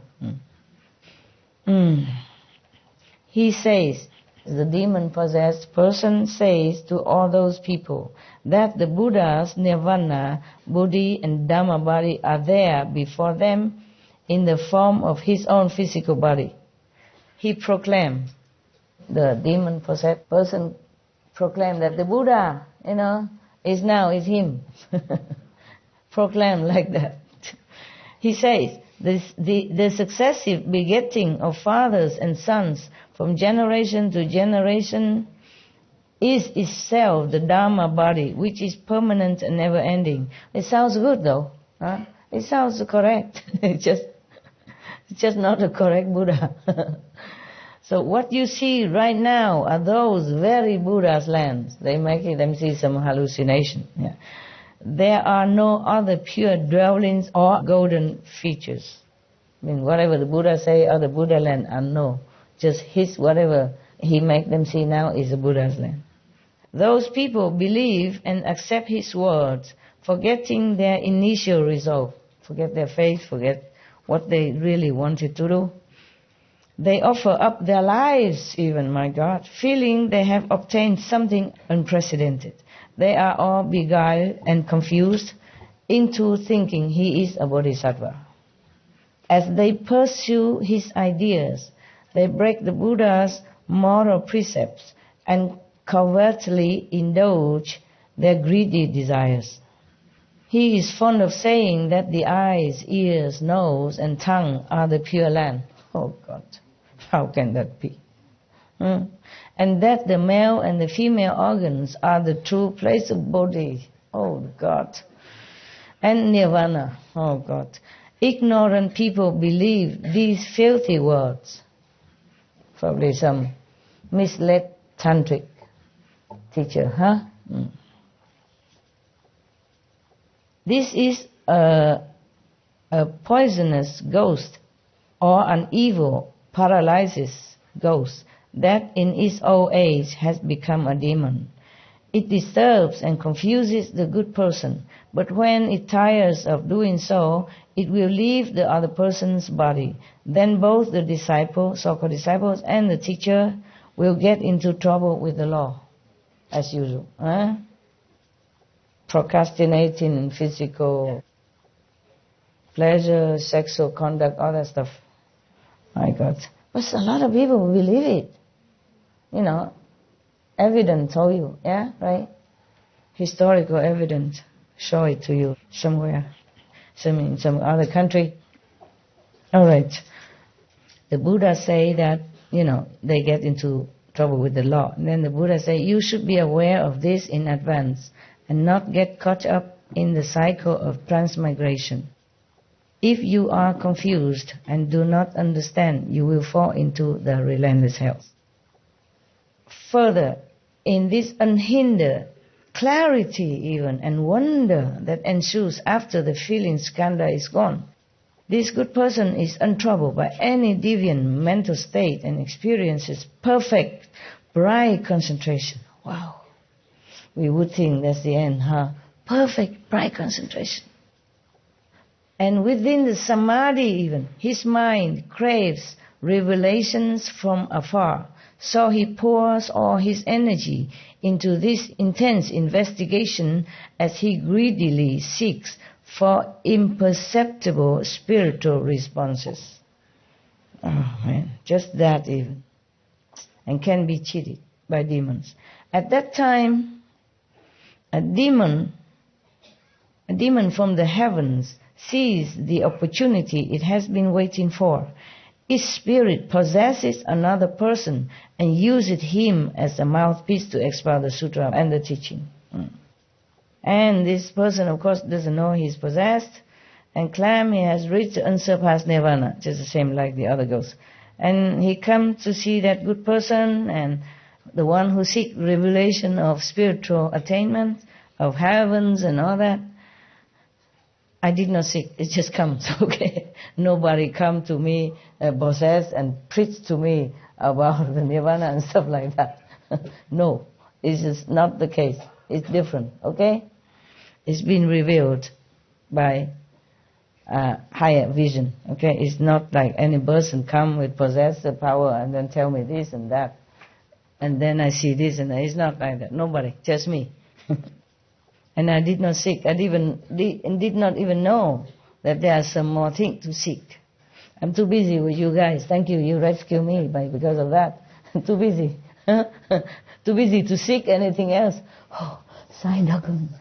Correct the show. Correct the script. Oh, dog. Okay, I'm coming. Attendant sick. Dentist. Doctor. Coming. Okay. Can I eat something first? It's good that you're busy, okay? So it's not that if you go in the mountain and sit all the time, then you get into a Buddha's land. Maybe not. Maybe the work is good for you. Keep you too busy to even thinking, I want to seek something, spiritual revelation or skills or knowledge like this practitioner, okay? Truly, when you're so busy, every waking minute of your life, you would not be able to think about anything. Truly not. And if you have to work while you're eating as well, then maybe it's even less, you concentrate on the food. too hungry, yeah? Or maybe half on the food, half on your document. Then at least your mind is all in the good things. Not too idle to think of any other greedy stuff, whether domestic or heavenly. Yeah. That's why in the West we have a saying, an idle mind is a devil's workshop. It is like that, yeah, mind you. So be busy. No thinking of boyfriend in your samadhi. Or girlfriend. No. Yeah. And then he briefly appears, the demon-possessed person briefly appears to his listeners in a body that looks 100 or 1,000 years old. He just used magic to do that. They experience a defiling love for him. Defiling attachment is better than love. I don't know why the Buddha used the word love here. Maybe the translator. I think in the old time we don't have so much vocabulary, to express differently, yeah? So everybody nowadays also even they just say, I love you, In fact, actually, just want to go to bed with you. Something like that, yeah. Well, not all, of course, okay, huh? Not all, but our enemy is coming back and love each other. So much love, yeah. So they experience a defiling desire, okay, or attachment or lust for him and cannot bear to part with him. It's similar to the love they have for the master, eh? When the Buddha was alive, the disciple also want to be with him all the time, yeah? And always come to see him. And when Jesus was alive, people also hang around him, yeah? It's so similar that you could not even tell. And don't you see how poor people are? How pitiful our beings are, eh? Yeah. They don't even know anything. And these guys come from nowhere and then defy them like that and cheat them like that. This is not fair. I tell you, that's why I hate Maya. I say I look down upon you. I have no word to describe how much my heart despises you. I have no words. Just get out of my sight. Sometimes you come and blah, blah. So get out of my sight. I feel repulsive when I see you. Yeah. When I think of whatever you do to other people, you better stay away from me. We are not the same type. We're not the same kind. Okay, so they cannot bear to part with him even. So they personally act as his servants, tirelessly making the 4 kinds of offering to him. Each member of the assembly believes that this, possessed person is his former teacher, his original good and wise advisor even. They give rise to love for his teachings and stick to him as if glue. Glue.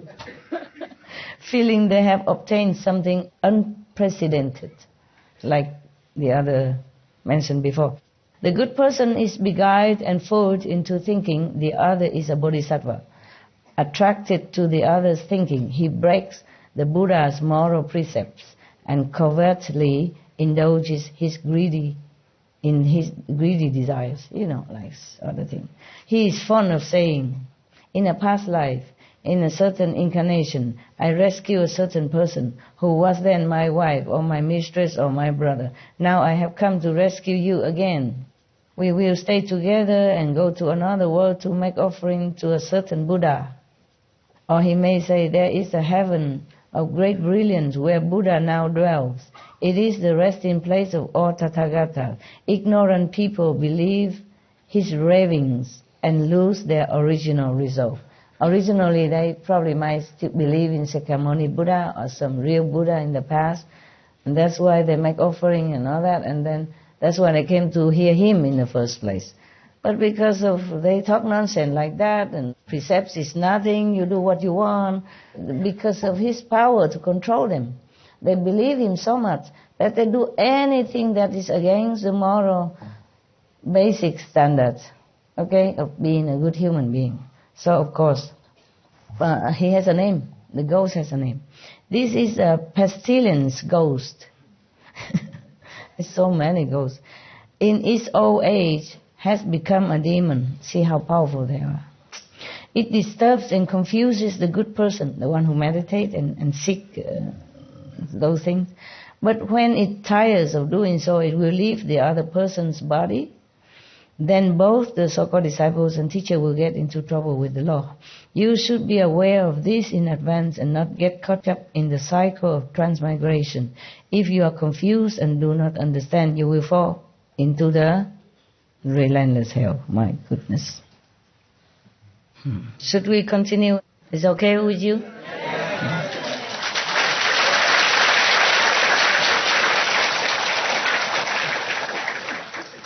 How come you like to hear about demons so much? Huh? You love to avoid them. Okay, good. Thank you. Knowing us and knowing others are the way to win, a way for victory. If you just know yourself and you don't know others, your opponent, then you will lose. Huh? That's good. That's what we say in Vietnam. Knowing the opponent and knowing yourself, meaning know the capability of both. And 100 times you fight, 100 times you win.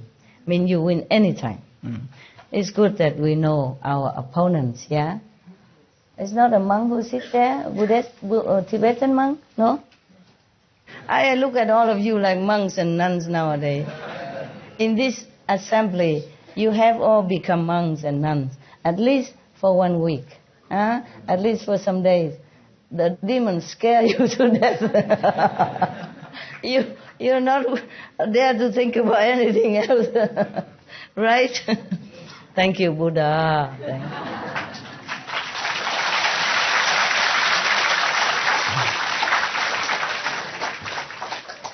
I don't know how many days the Buddha has spoken to Ananda for this. Yeah, because he continued. It doesn't say here, okay, let's go have a tea break or anything. Continue forever. I wonder if the Buddha preached to him in Tusita heaven, not on this planet. It didn't say so. It's just even Ananda arranged his robe, meaning you make it straight and respectful. And he asked the Buddha, he knelt and asked the Buddha, please tell him how to rescue sentient beings. Even though he say he's not nowhere yet, but how he and other can rescue other beings. Yes. He's just humble, or maybe he doesn't know his state. Of course he has to play his role at that time. Otherwise, how come the Buddha just die not long and then he enlightened and become, one of the successors right away? Huh? So now, a pestilence, rotten ghost, and have so much power. I feel ashamed as human. He's just a rotten ghost and he has so much power to sway people's mind and cheating them into believing him that much. And we so powerless. We're supposed to be God and Buddha. How we have no power? Huh? Imagine that? That's the price to come into this physical body, huh? That's the price to pay. You have come here for some reason, and you also have to make a contract before you come. You have made a contract. Maybe also intended to do good, but then when we come down here, they make us forget everything. And just go with the flow. This is a pestilence ghost that became a demon in his old age. It disturbs, confuses people. When he leaves the body, then both of the so-called disciples and the teacher will get into trouble with the law. The Buddha doesn't say so-called disciple. I added to make it more clarified for you. Okay? Yes. Because the Buddha he's so gentle. He said that both the teacher and the disciples, this kind of disciple and teacher.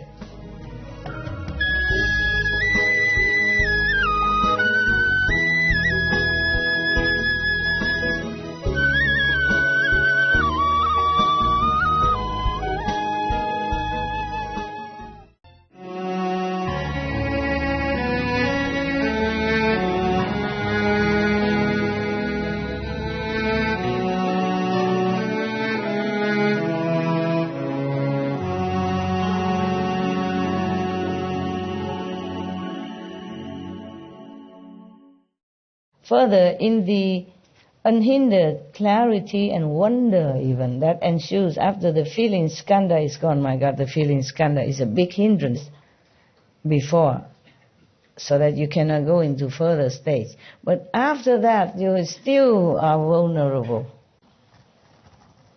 This good person is untroubled by any deviant mental state and experiences perfect, bright concentration. But within samadhi, when he's sitting in samadhi, my God, his mind craves deep absorption, so he restrains himself with energetic diligence and likes to dwell in secluded places as he greedily seeks for peace and quiet. Even in samadhi, still fall into trouble like that. So beware, okay? Always recite the protective 5 names and the gift, if you remember. Yeah. And do not think that you are anywhere yet. Even if you are anywhere, so what? Okay? Important is be a good person. Keep the moral precepts. Meditate diligently so that you can elevate yourself and maybe some leftover blessing for other people around you. And if there are enough people like that on our planet, then the world will become a much better, peaceful, paradise-like. Yeah.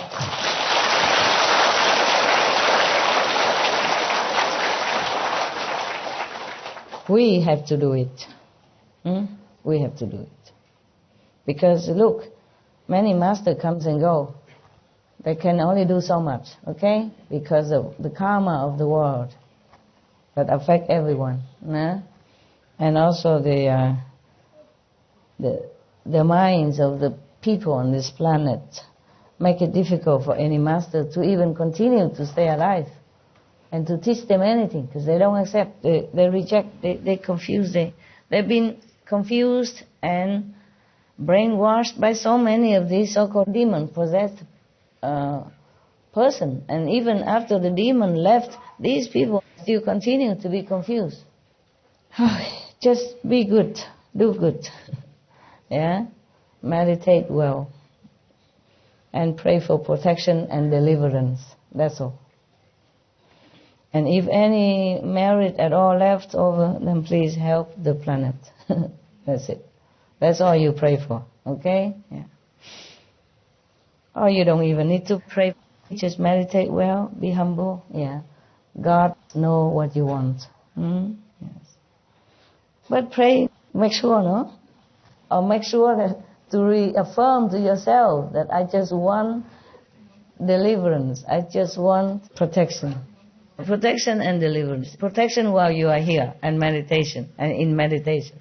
And during the day, every day, at night, morning, pray for protection and help, yeah? Evening, thanks for a good day, that you have been well and protected. And maybe you have done something good. Be able to have done something good. Okay, that's it. If you have done something good, credit it to heavens or God Almighty. Yeah, then you have no ego problem. Nothing that arises from your mind that you're not aware of, because you remind yourself every day. In the morning you pray for protection and deliverance. Evening you thank God for helping you through the whole day, good or bad, whatever. So at least you remind yourself that you're not wanting anything like those practitioners without teacher here. So the Buddha said to Ananda, they should be aware in advance. Before he got into this state, he should know that already. So now you know this state, yeah? So before you get into samadhi and then you see certain thing, you are already prepared, okay? It's good, so you don't fall into anyhow. I won't let you, of course, if you keep your precepts and meditate even off and on with your sincere heart, yeah? Because I know it's difficult. I told you many times that it's difficult to even be a good person in this world, because there's other people who don't like you to be good, jealous of you or thinking you're weird in such a world why you are good, yeah? And then make trouble for you. Even difficult to be a good person, not to talk about meditation, reach heaven, nirvana, nothing yet, okay? And if you mention your master name, you're in more trouble in some places, right? Ching Hu? What does he say? Yeah. And then they ask, is she a nun? Don't look like. She a monk? Don't look like. Then she cannot say anything. She don't understand anything. Only monks and nuns understand. Yeah. Don't believe her. Don't follow her. Such stuff like that. And it's very difficult for you to find time even to meditate or to do some good things. Yeah, we have only 24 hours and one physical frail body. Yeah, we might be feeling strong, but how strong can we be compared to elephant, horses, mountain, river, sea, trees? Yeah, how strong are we?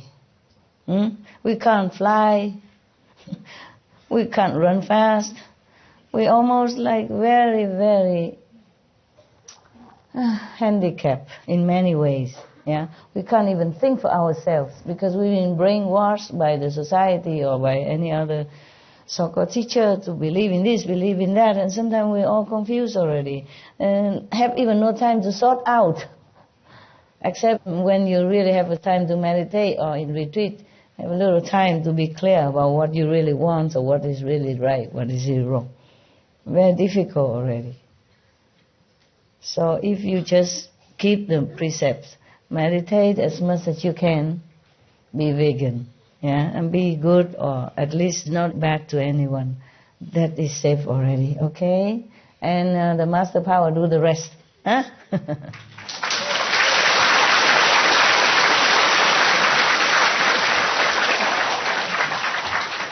Keep the precept, okay?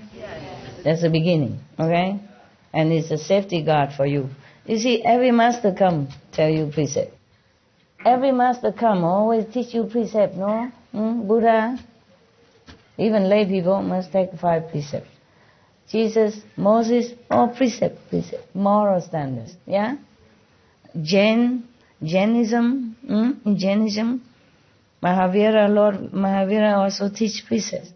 Guru Nanak, everyone tell you to keep your moral standard first of all. Because if you don't have that, then your spiritual practice is based only on nothing.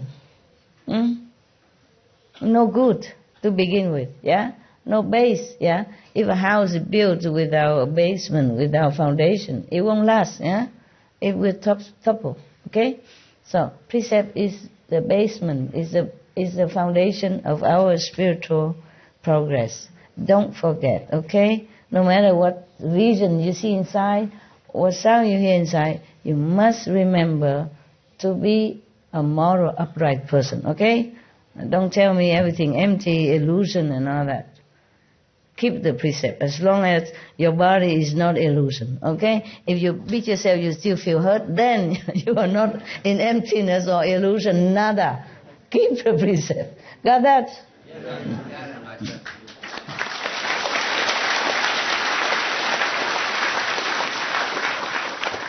And remember, one practitioner, he got into the state that you stop him, he don't feel nothing. He still fall into a trap from demons and can go to hell. Remember that? Yeah. So, you are 0. Nothing. I respect you and love you, but do not feel too proud about your practice. Understand? Just keep it calm. Low-key. Be yourself good first before you teach others. Because if you are not strong enough, the one you want to teach might even topple you. Because his view might be also eloquent. Maybe he's from 2nd level. He can even re-preach you into turning your view around and making trouble. Or he might be possessed by these demons. And then he preach you back, and then you do. Okay? Not be hurry. Tell them eat vegetarian, okay. Vegan, okay, but not hurry, okay? Not hurry. So scary. So if somebody preach to you against all the precept, against all the moral standards, and say everything is illusion, anyway you do what you want, there's no sin, then you must know it's wrong. That person is possessed, yeah? Stay away quick, don't try to convert him. You can't. You might not be strong enough. You will fall instead. You might not be strong enough, okay? If you happen to feel like you are possessed or maybe fall into some bad influence, call the master to help you. Okay? Recite the 5 names, recite the gift, call the master if you're helpless, okay? Yeah, it's safer that way.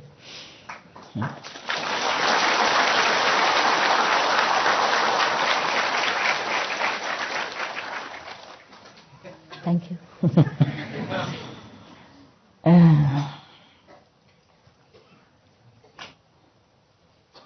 Okay, now there's another one here. So,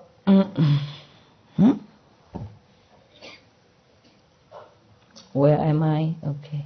Pestilence gods, yeah? Okay, already. Then after the ghost leave, they'll be in trouble with the law. Okay, you should aware of that, otherwise go to hell. Sorry. Same hell, my God. So when the same state of mind after the feeling skandha is gone, this good person is untroubled by any way at all. Bright concentration, samadhi, his mind still craves something. It's a deep absorption. It's very difficult to clean all the mind for all the impression from life after life. Very difficult. So he restrains himself with energetic diligence and likes to dwell in secluded place as he greedily seeks for peace and quiet.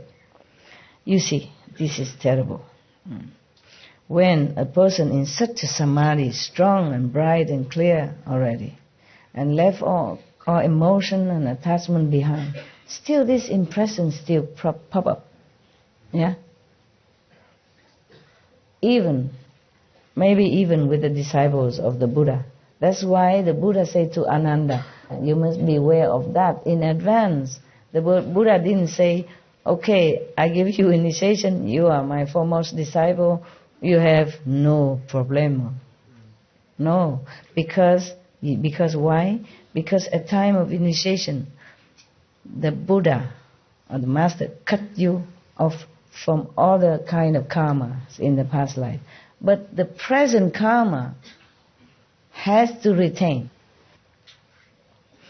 The present karma is the price you have to pay to stay alive in this physical planet and having this physical body, physical mind, physical sensation, pleasure and all that. Understand? Even then, we already follow the Buddha, become a monk even, has nothing anymore, eat only once a day, like the monks Buddha, they eat only once a day. So, can you imagine how cruel is the Maya system? How cruel. Like Ananda, being up and down through thick and thin with the Buddha, lives after lives already, accumulate so many merit and Sutra. Good Bodhisattva with compassionate heart and all that. Left home already, have no wife, no kids, no fancy clothes, no car, nothing. Go out, have to beg for food even. Humbly beg for food. Sometimes have, maybe sometimes don't have already. Yeah? Once a day eating only. And still has to pay all this. In samadhi. Not like you go out and stir up problem with any gangster or anything. You just sit, mind your own business in your own little corner.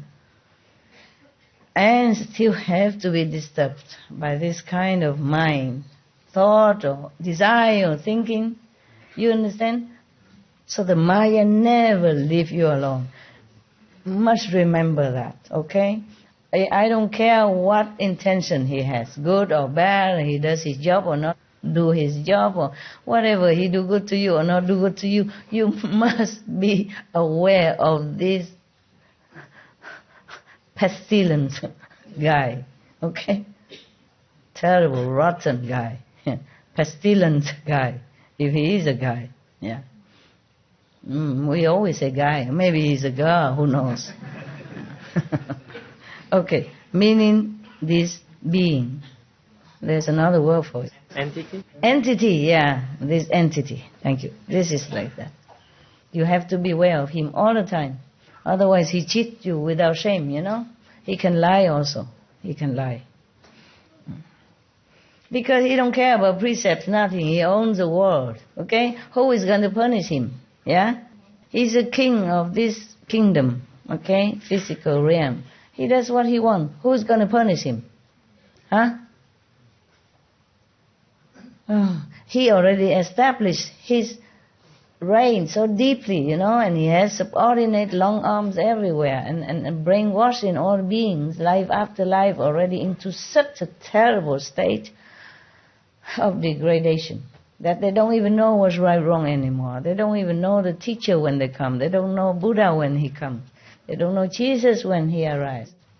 Yeah? So deeply rooted in negativity. Yeah? Therefore,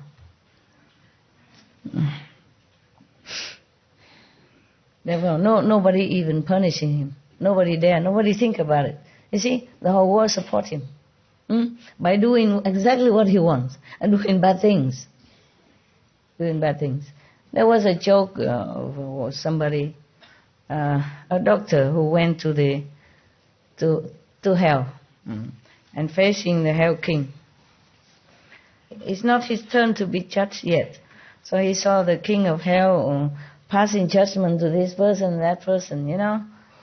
Like the prostitute, he award her, you know, give her reward and all that praise, and then she's going to have another good life again and blah, blah. And another person like killing animals and all that, give him rewards. And then the doctor, in turn the doctor, they say, oh, please spare me. please spare me. Please give me another life. I know what to do now. I will please you. I will know. I will send my daughter to the pink house. I send my son to the butcher slaughterhouse. Just spare me so that I can go up and turn around. It's a joke, but it is like that. The whole world just obey the commandment of this brainwashing power from the Maya. Now that we have destroyed some of these controlling machines, but that's not all, okay? The Maya is still there. That machine is not Maya. Machine can be destroyed. Maya not easy. But he already has so many supporters everywhere. You know that you serve a leader, you need a lot of support from people, right? You can't just go alone, 2, 3, or 4 people, or be 200-300 people and go and kill the king or the president or somebody. You die before you even get near. So similar, in this world is like that. The Maya is supported. So he can proudly proclaim, look, I win the hearts of all my people.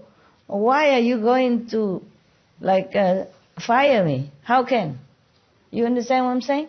Yes. Because then he also connected with all these people. If you want to destroy him, you have to destroy everyone. The whole planet. God intended to do that. But that is too tragic, too pitiful, So the saints interfere, That's why the saints said, let me come down with them, reason with them. Maybe some of them still have some spark of intelligence within them. I can awake them. Please don't just destroy everyone. There are some good things, some good spark in some human's heart. Let me do it. Let me suffer for them to redeem their whatever past deeds that they've done. Let me have it. And then they can be awakened. That's why the saints keep coming. Understand that? Otherwise, why do they leave nirvana? Okay?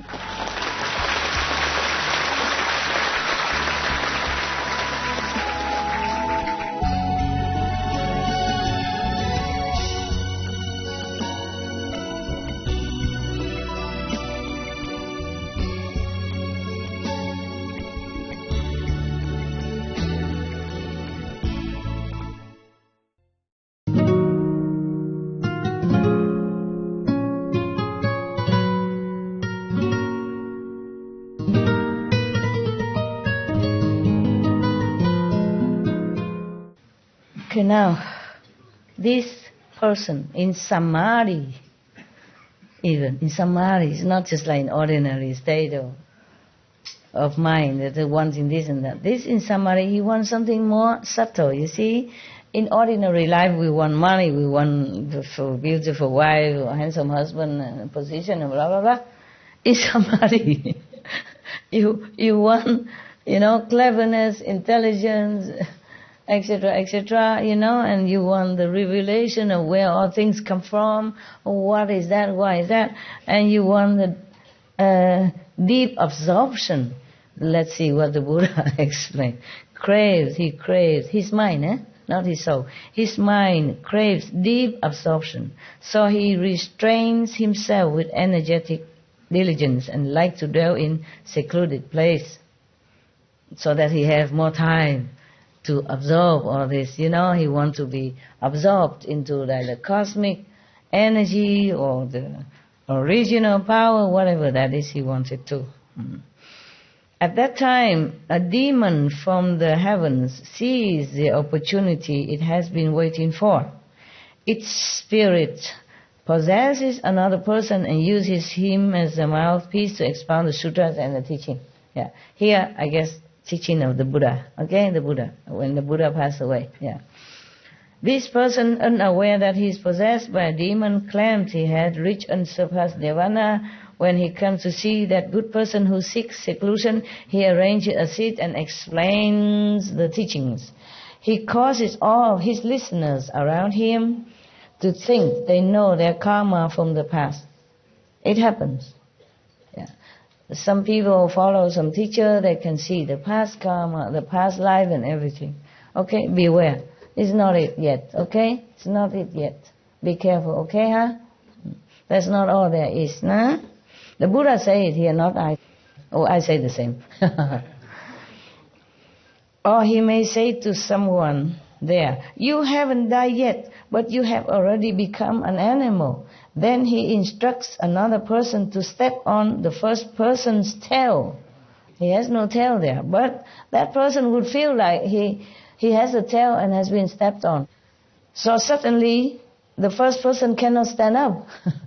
We step on the illusionary, imaginary, or magically constructed tail. Yeah? I'll explain that. Buddha didn't say that. He just says certainly that person cannot stand up. At that point, all the assembly pour out their hearts in respect and admiration for him. If someone has a thought, the demon detects it immediately. And he establishes intense ascetic practices that exceed the Buddha's moral precepts. He makes that person even more ascetic than normal, than standard even set by Buddha. And the Buddha precept is already very, very, very, very austere, believe me. Very austere, yeah? If you know the Bhikshu precept, you say, oh, okay, I'd rather be a lay person. It's very difficult to keep all their precepts. And here, this possessed demon, make them even more sacrifice. Make the listener, the believer, to be more ascetic than that, okay? So to make you stay in the cold where there is empty room, that is a kind of, maybe, this kind of demon. This is too over ascetic, okay? No need.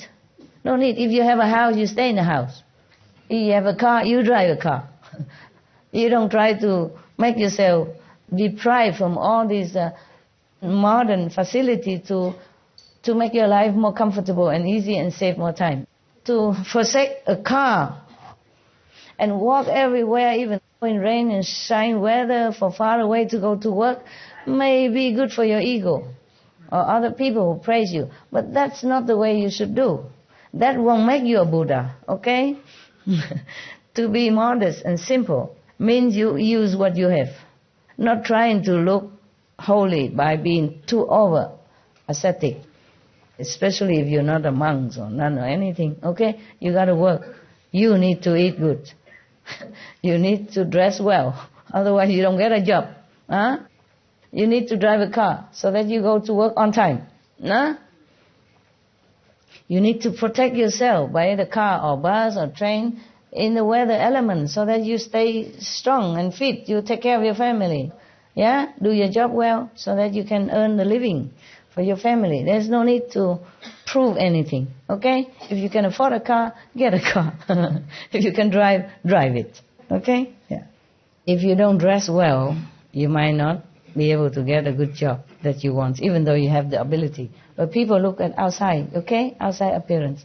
Even some country nowadays, they have some non-profit organization to lend a suit or give a suit, yeah, or a dress for the people who are looking for a job. Yeah, even young-looking people, but sometimes young-looking people just get out of college or something, have no money to buy a good, decent suit. They give them to go look for a job, and they have success because of good-looking suit. Yeah, you can say he's just a suit, but the suit does work. Or the good dress, have them to do hair and all that. This is a very good idea. And so we praise them on our Supreme Master television. Very good. You see that? Your Master knows everything. Even the suit. Just joking. My God, I preach about Buddha Sutra. You don't clap. I'm just saying I'm good and then you clap. It's okay. Very good. Very good. Thank you.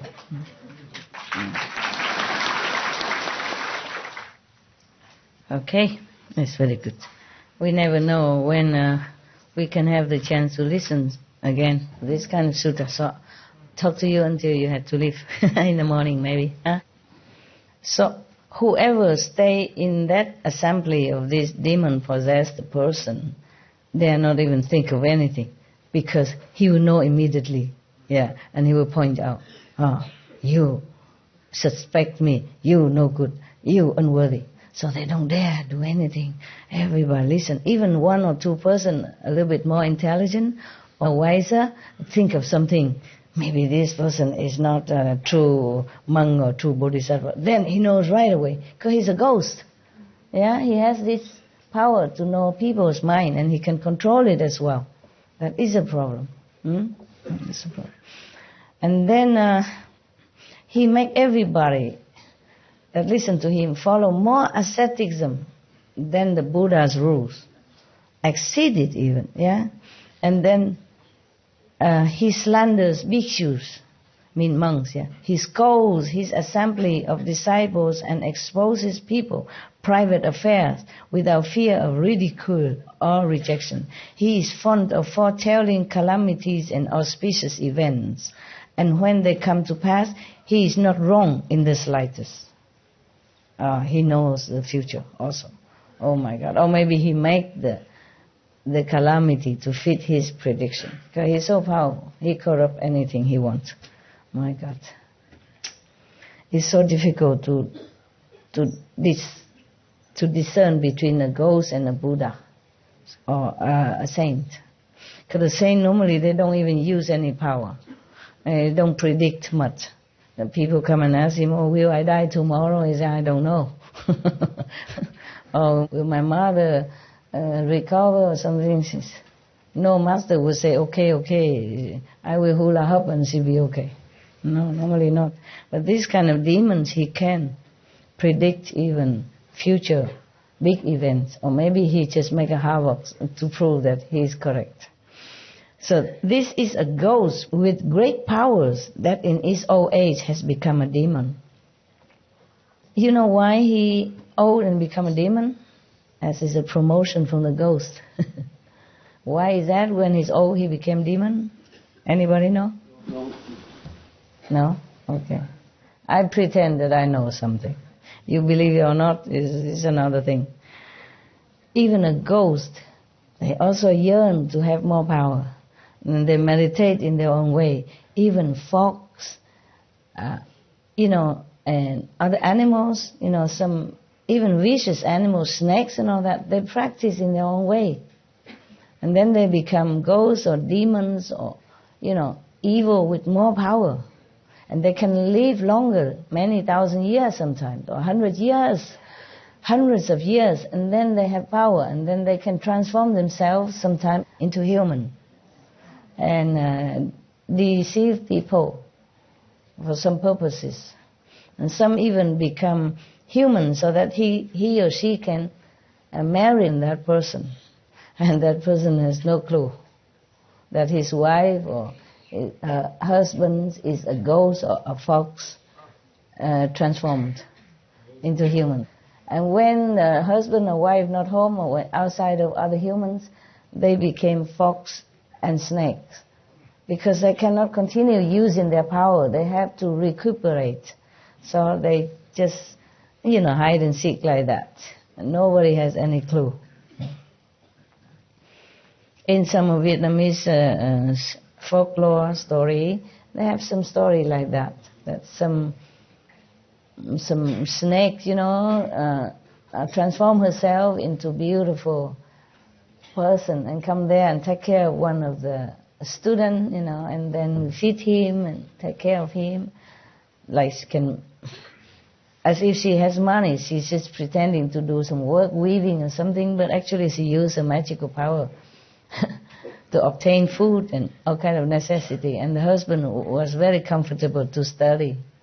But slowly he get more and more weaker, because the snake power may be sucking some of his human energy out of him. And then some of the shaman people has to cure him. But then sometime the husband don't want it because he's so much in love and in debt with his so-called wife. He say, never mind, I accept her and I continue to stay with her no matter what. Because I consider many humans are even more vicious than this snake. She didn't do it on purpose. Maybe her energy is not compatible with mine, so I'm weakened. Or maybe it's just my time that I got sick. I don't want to kill her. Because that shaman say, if you want to stay alive and well, you must kill the snake. I know how. He know how to kill her. Because ordinary people cannot kill her. If you chop her head, it will grow more. For example, like that. But the husband did not have the heart to do it. In some story like that. He say that some humans are more poisonous than this snake. Is this also true, huh? Whether or not he is because of in love with his snake wife or not, what he said is true also. Some humans are more poisonous even. Yeah? Okay. So this is a ghost with great powers that in his old age has become a demon, you know, right? He become older and his so-called practice bear more fruit, so he become promoted into demon state. But by no means he's benevolent or anything good. They ghosts and demons, they just bored. They have too much power, so they just have to exercise it some way, somewhere, good or bad. That's the problem when you have so-called magical power. You cannot avoid using it. So you must be careful. That's why I say no magical power, nothing. Just practice Kuan method. Earn your own merit in heaven. Earn your place by your own work, okay? No rely on magical power, nothing. So, of course, this goes disturb and confuse people. But after he's tired of this game, probably go seek another person somewhere to possess. And then both the so-called disciples and teacher will get into trouble with the law. You should be aware of this in advance and not get caught up in the cycle of transmigration. If you are confused and do not understand, you will fall into the relentless hell. You know that, okay? Further, there's still more. My God, Buddha, how many ghosts did you pick out? Oh, so many. Okay. I mark it up to here, you know. That's as far as I had studied. I mean, recently, just to check out what I should read to you. But behind there, I suspect, there's more. A lot more, okay? Yeah, maybe no ghost, but some false view can make you trouble. Okay, so further in the unhindered clarity and wonder that ensues after the feeling skandha is gone, this good person is in trouble. And he's in perfect bright concentration, but within samadhi his mind craves more knowledge and understanding.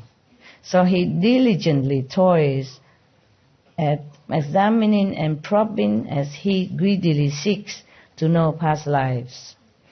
Even just to want to know past lives, you'll be in trouble too. Just know nothing. There's one master in Korea a long time ago. He's a monk.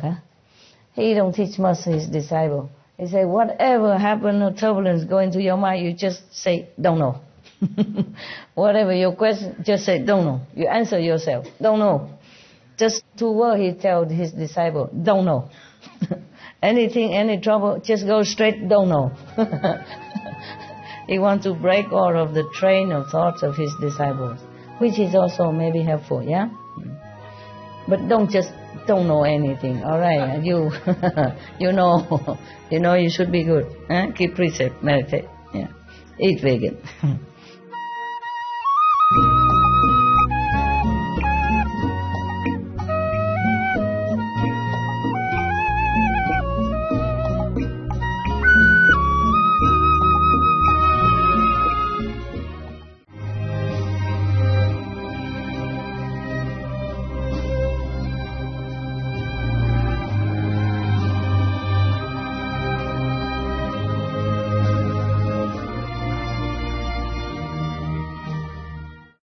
At that time, because he wanted to know past life, he eagerly, so greedily and very urgently and fanatically want to know the past lives. At that time, a demon from heavens sees the opportunity it has been waiting for.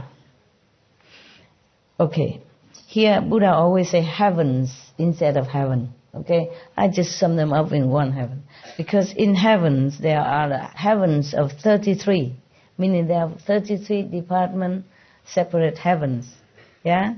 And one of the king called Sakra, he's troublesome. He always make trouble for the practitioners. Yeah, he's worried about losing his power and his girls up there. Yeah, yeah, he has so many girls around. Maybe they don't have physical desire or anything, or maybe not physical contact or anything, but maybe they satisfy in different way. Still some kind of desires and pleasure. As I told you, in the astral world, there was 120 plus level of different kind. And there are level of hells, level of heaven, so-called heavens, yes. But they always seek trouble with the next heavens. They fight sometimes. The Buddha sometimes had reincarnated as the kings of heaven, yeah. And he sometimes had to lead his armies to go fight against the Asura. Yeah. Imagine, heaven still fighting. So how would we, the human, now have peace? It's a miracle. Right? It's not a miracle? Yeah, it is. Thank you, all of whoever helps. Thank you.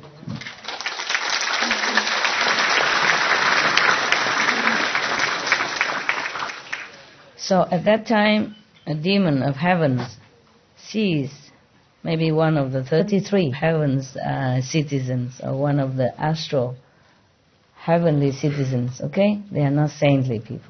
They're not just heavenly beings, they're troublemaker. Too much power, nothing to do, no goals, yeah? No Buddha had taught them, just demon teaching them, so they follow the way of demon, okay? That's why they don't know anything more. They're going to cause trouble and using their power for fun. Yeah, okay. So he sees the opportunity it has been waiting for. It's for fun, you know what I mean? Making trouble for fun. They like that. If spirit possesses another person and uses him as a mouthpiece to expound the sutras and the teachings of the Buddhas, I guess. Yeah?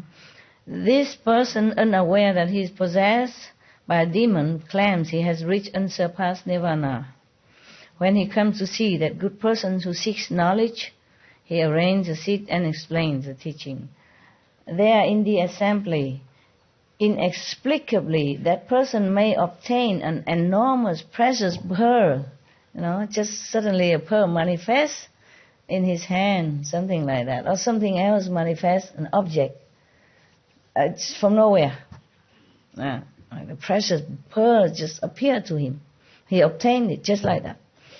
So the demon may sometimes change into an animal that holds the pearl or other jewels, bamboo tablets, talismans, letters, and other unusual things in its mouth.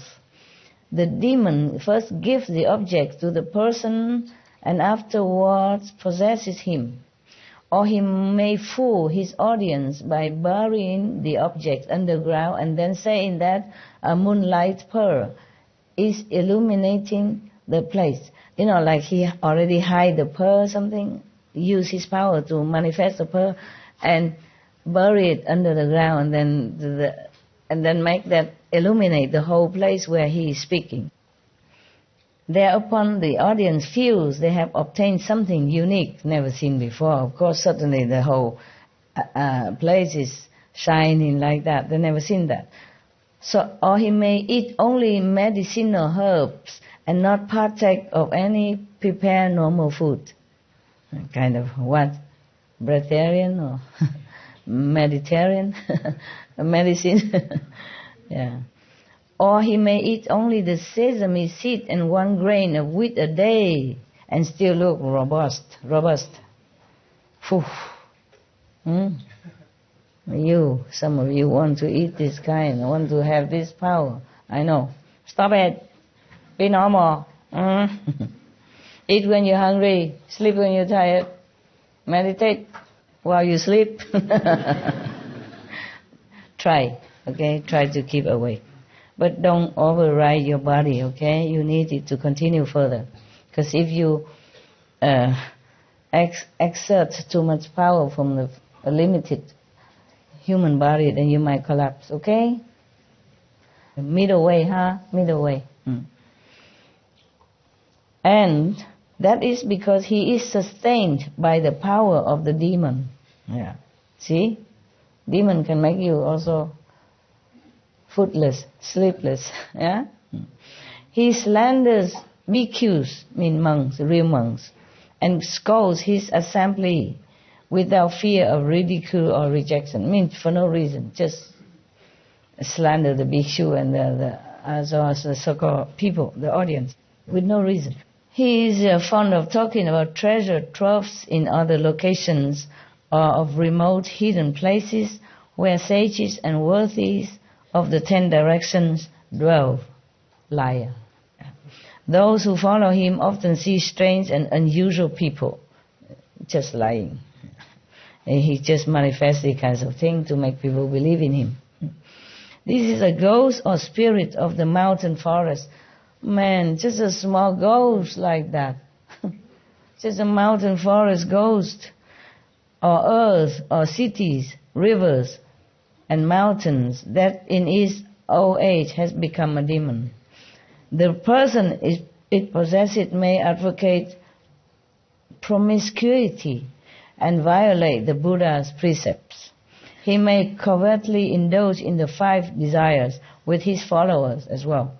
Or he may appear to be vigorous, eating only wild plants. His behavior is erratic, and he disturbs and confuses the good person.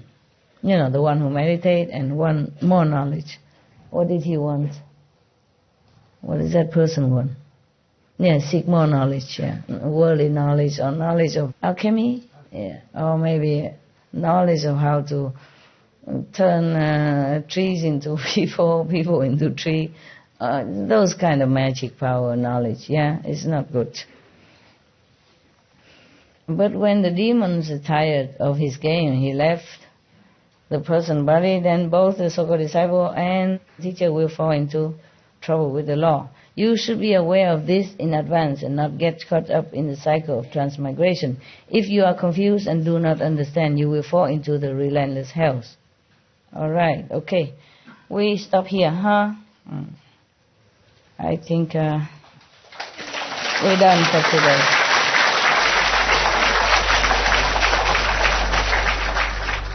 We should really thank the past masters, monks and nuns and scholars who had taken time to record the Buddha's teaching after the master's nirvana. And also for the past and present persons, lay or monks or nuns who have really dedicated themselves, sacrificed their time and precious health or under any difficult situation to translate this so that I can read it to you. And we have to thank them. And may they be blessed forever by all the Buddhas, past, present and future. May their merit be immense. May they be liberated forever. Thank you. So, at least the Buddha make it clear for us not to be so proud of our little achievements and just continue keeping humble, pure, yeah? And a moral person. All right. Ich muss gehen. I have to go. That's German. Simple that I have to go. Yeah. Thank you.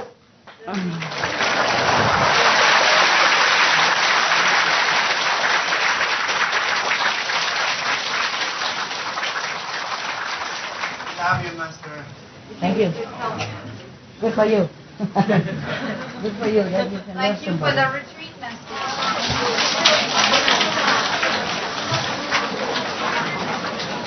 Yi lu sân phong huệ chi, okay? I have to go and see people upstairs. How are you? Very good.都 OK 吗？高兴快乐吗？好，这样对了，这样对了。师父也很高兴快乐啊。有时候有一点点那个障碍一点，不过没关系啦，我们还是一路走的哈。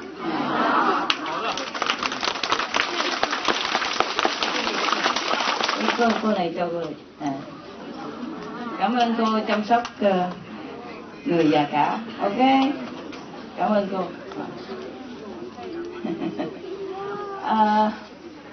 她很有爱心. She was very kind. Yeah, very kind. And one person very old, and she looked after until he become good again and become also your brother. So I just want to give her something. It's not much, it's just souvenir. Okay, so you remember, continue to be good. 我们那个路嘛，有时候开车也好，走路也好，有时候都会有一点那个，比方说一块小石头啊，是什么的，没关系的。I say our road sometimes have maybe a little pebble on the road or some little tree falling down, but we just move it and then we continue going, yeah? Because we want to reach our home. Same when we practice, a little obstructions, no problem, yeah? Continue, everything is good. We have to keep the positive mind, yeah? And everything will be better. Always remember Buddha, God, blessing from heavens. Then everything will be okay. Yeah? Okay. I was thinking I come just to say hello and I go, but so many people. Thank you for coming, huh? Thank you. Okay, huh? Thank you for coming. And thank you for putting up with the not very comfortable and not very favorable situation. Thank you for all of you. Heavens is touched by your sincerity even. Heaven and earth know your purity and good heart. And I'm also very, very touched and appreciative of your dedication to the noble goal, the best goal, the only goal that's important in your life, practicing. I thank you very much for being such good people. Thank you, thank you.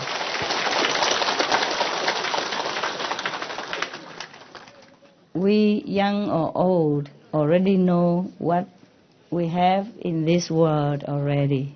But something else beyond the world we do not know yet. So we are learning.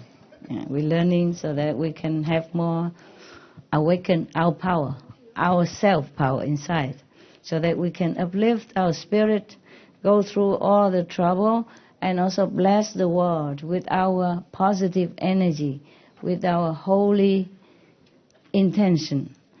Our blessing transmitted from heaven, we carry it in our being. So wherever we go, the world people benefit with our positive thinking, positive energy, and brilliant light and love from higher dimension than the world dimension. The world dimension we know already.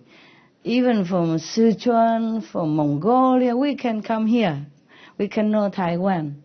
From Europe, from America, we can all come here to see Taiwan or go see Europe, see France, see England, or whatever, Korea, but we don't know anything else behind this. So this is what we want to learn. We have Buddha power inside. We have heaven inside. And this power, we develop more and more. We remember more. We have it already. Just more remember by meditation. Then we can bless the world. More peace. Yeah, we have more peace now than before. Yeah, Korean peace. Yeah, Ethiopia, Eritrea peace. Syria is coming to peace. Colombia peace. What other? And then yesterday, the day before, Yemen peace. You see, one, keep coming. All peace because we practice and we bless the world with our sincerity.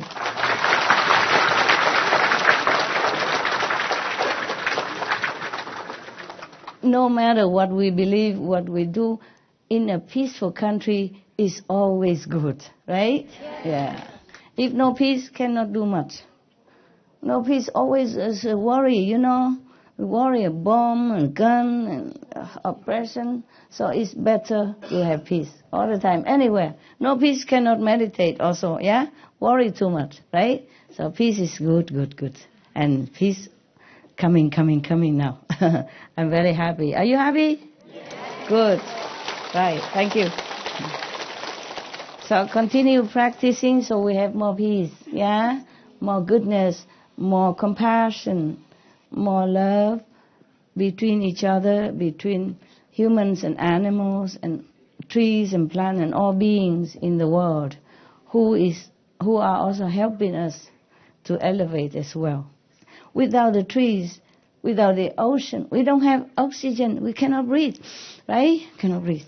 So cannot breathe, cannot meditate, cannot live, cannot survive, cannot eat, cannot drink. So we have to thank all of them. And the more we practice, the more we understand more, and we understand and we appreciate everything on this planet. They are helping us. So we also try now to protect them. We protect the trees, protect the animals, even the fish, yeah, and protect the planet, the river, the ocean, so everything have helped us.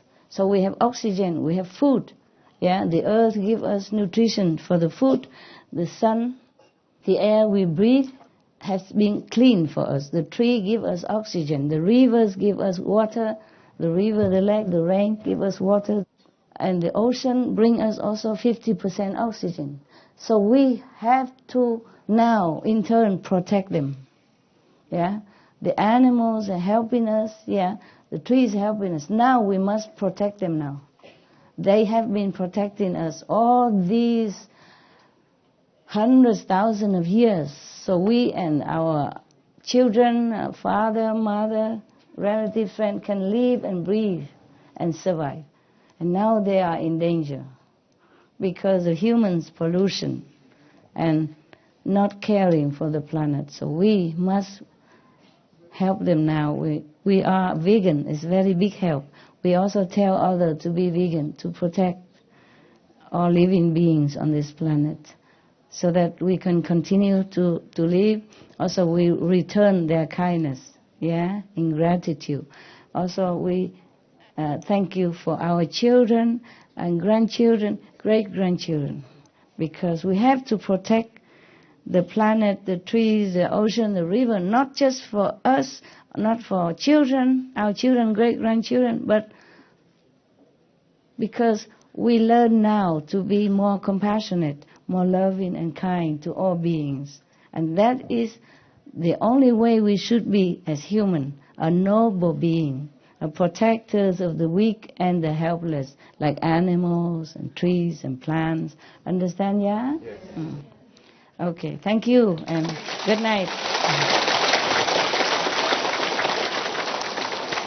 Who has to go home must go home, because at home you have work. Yeah, you have work waiting for you. You have wife, you have husband, children, father, mother to take care. And you also need to meditate well, but you cannot neglect your duty. Yeah, the parents need you, the children need you, the husband, wife need you. If you must go, if you have obligation, you should go. Okay. If you're free financially and family-wise, you can stay as long as the visa okay. Yeah. If you stay longer, then you are not good citizen. You make trouble for the government and for our group. Okay, we must keep also our reputation. Huh? All right. I wish you a safe home trip if you're going home. Yeah. If you are not going home, I see you tomorrow in Sihu. Okay.